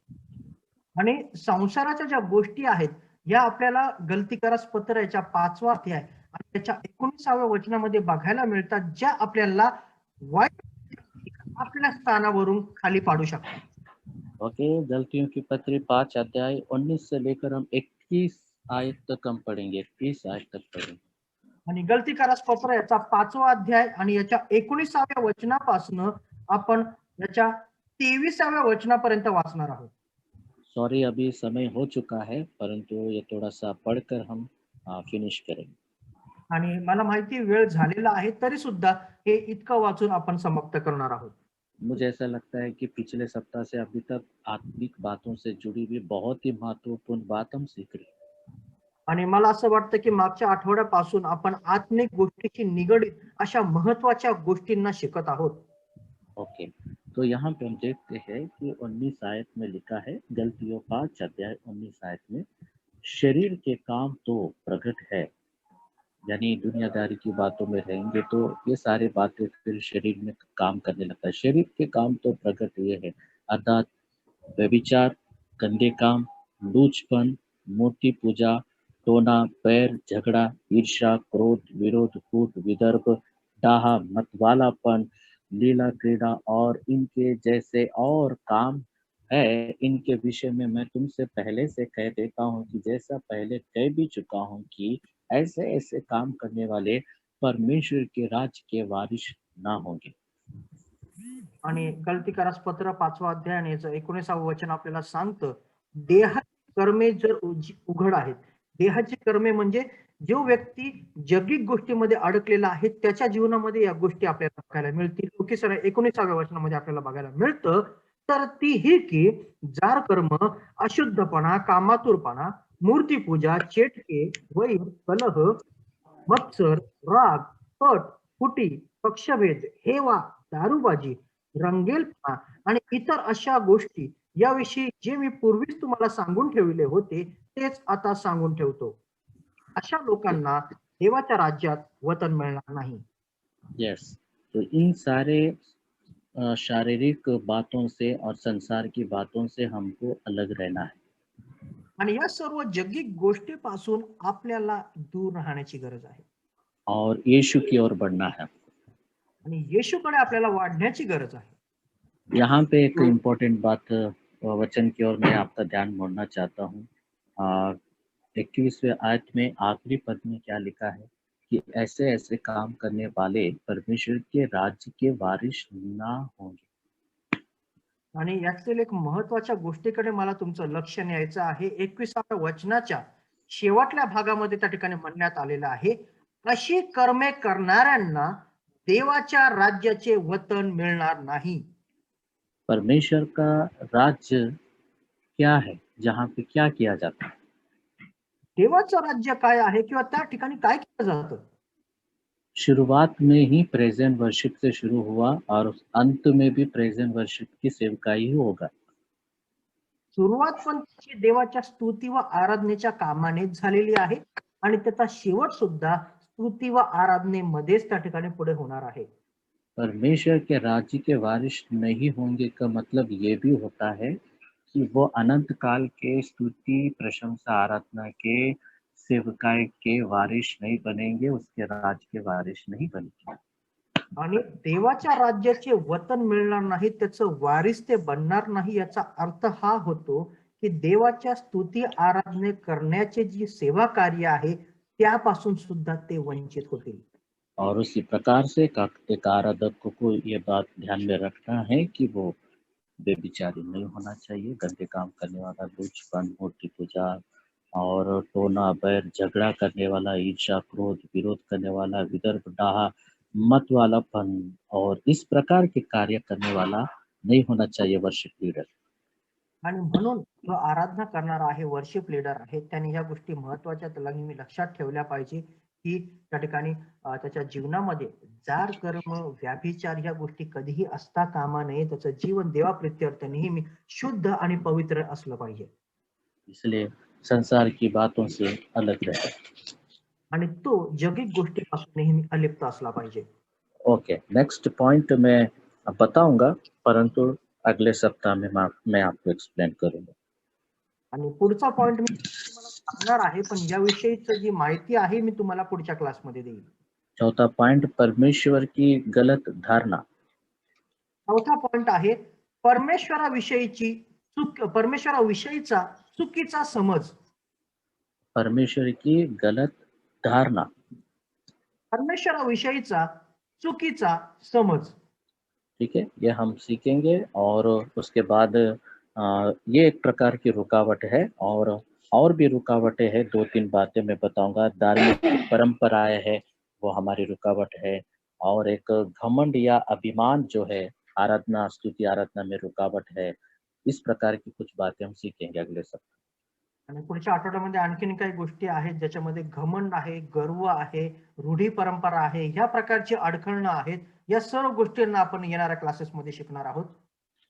उसके बाद में और कुछ बातें मैंने शुरुआत में बहुत शॉर्टकट में मैं एकदम शॉर्ट में पॉइंट्स दिया था कि हमें आवाज उठाकर प्रभु की स्तुति करना और ऊंचे स्वर से प्रभु की स्तुति करना, गीत गाना, ऐसा शॉर्ट में रेफरेंस दिया था शुरुआत में. आणि सुरुवातीच्या काळामध्ये मी तुम्हाला आवाज उंचावून देवाची स्तुती करणे आणि मोठ्याने देवाची स्तुती करणे याविषयी मी शॉर्ट असे तुम्हाला रेफरन्सेस देवाच्या वचनामधून दिलेले होते. लेकिन अभी वो वही कुछ पॉइंट्स हैं. मैं अभी वचन के साथ साथ मैं आपको पढ़ाऊंगा आने वाले दिन. आणि येणाऱ्या दिवसामध्ये हे सर्व गोष्टी पुन्हा एकदा वचनाचा आधार घेऊन तुम्हाला शिकवणार आहे. Okay, so god bless you. और प्रभु की स्तुति आराधना में बड़े ईमानदारी और विश्वास योग्यता से आगे बढ़ते रहे। पहली बात हमने सीखा स्तुति आराधना में आशीष, और अभी हम सीख रहे हैं रुकावटें। म्हणून देवाच्या स्तुती आराधनेमध्ये प्रामाणिकतेने आपण पुढे जात राहू। या शिक्षणामध्ये आपण सर्वात पहिली गोष्ट बघितली होती की देवाच्या स्तुती आराधना करण्यामध्ये येणारे आशीर्वाद, आणि त्यानंतर आता आपण बघत आहोत अडखळण।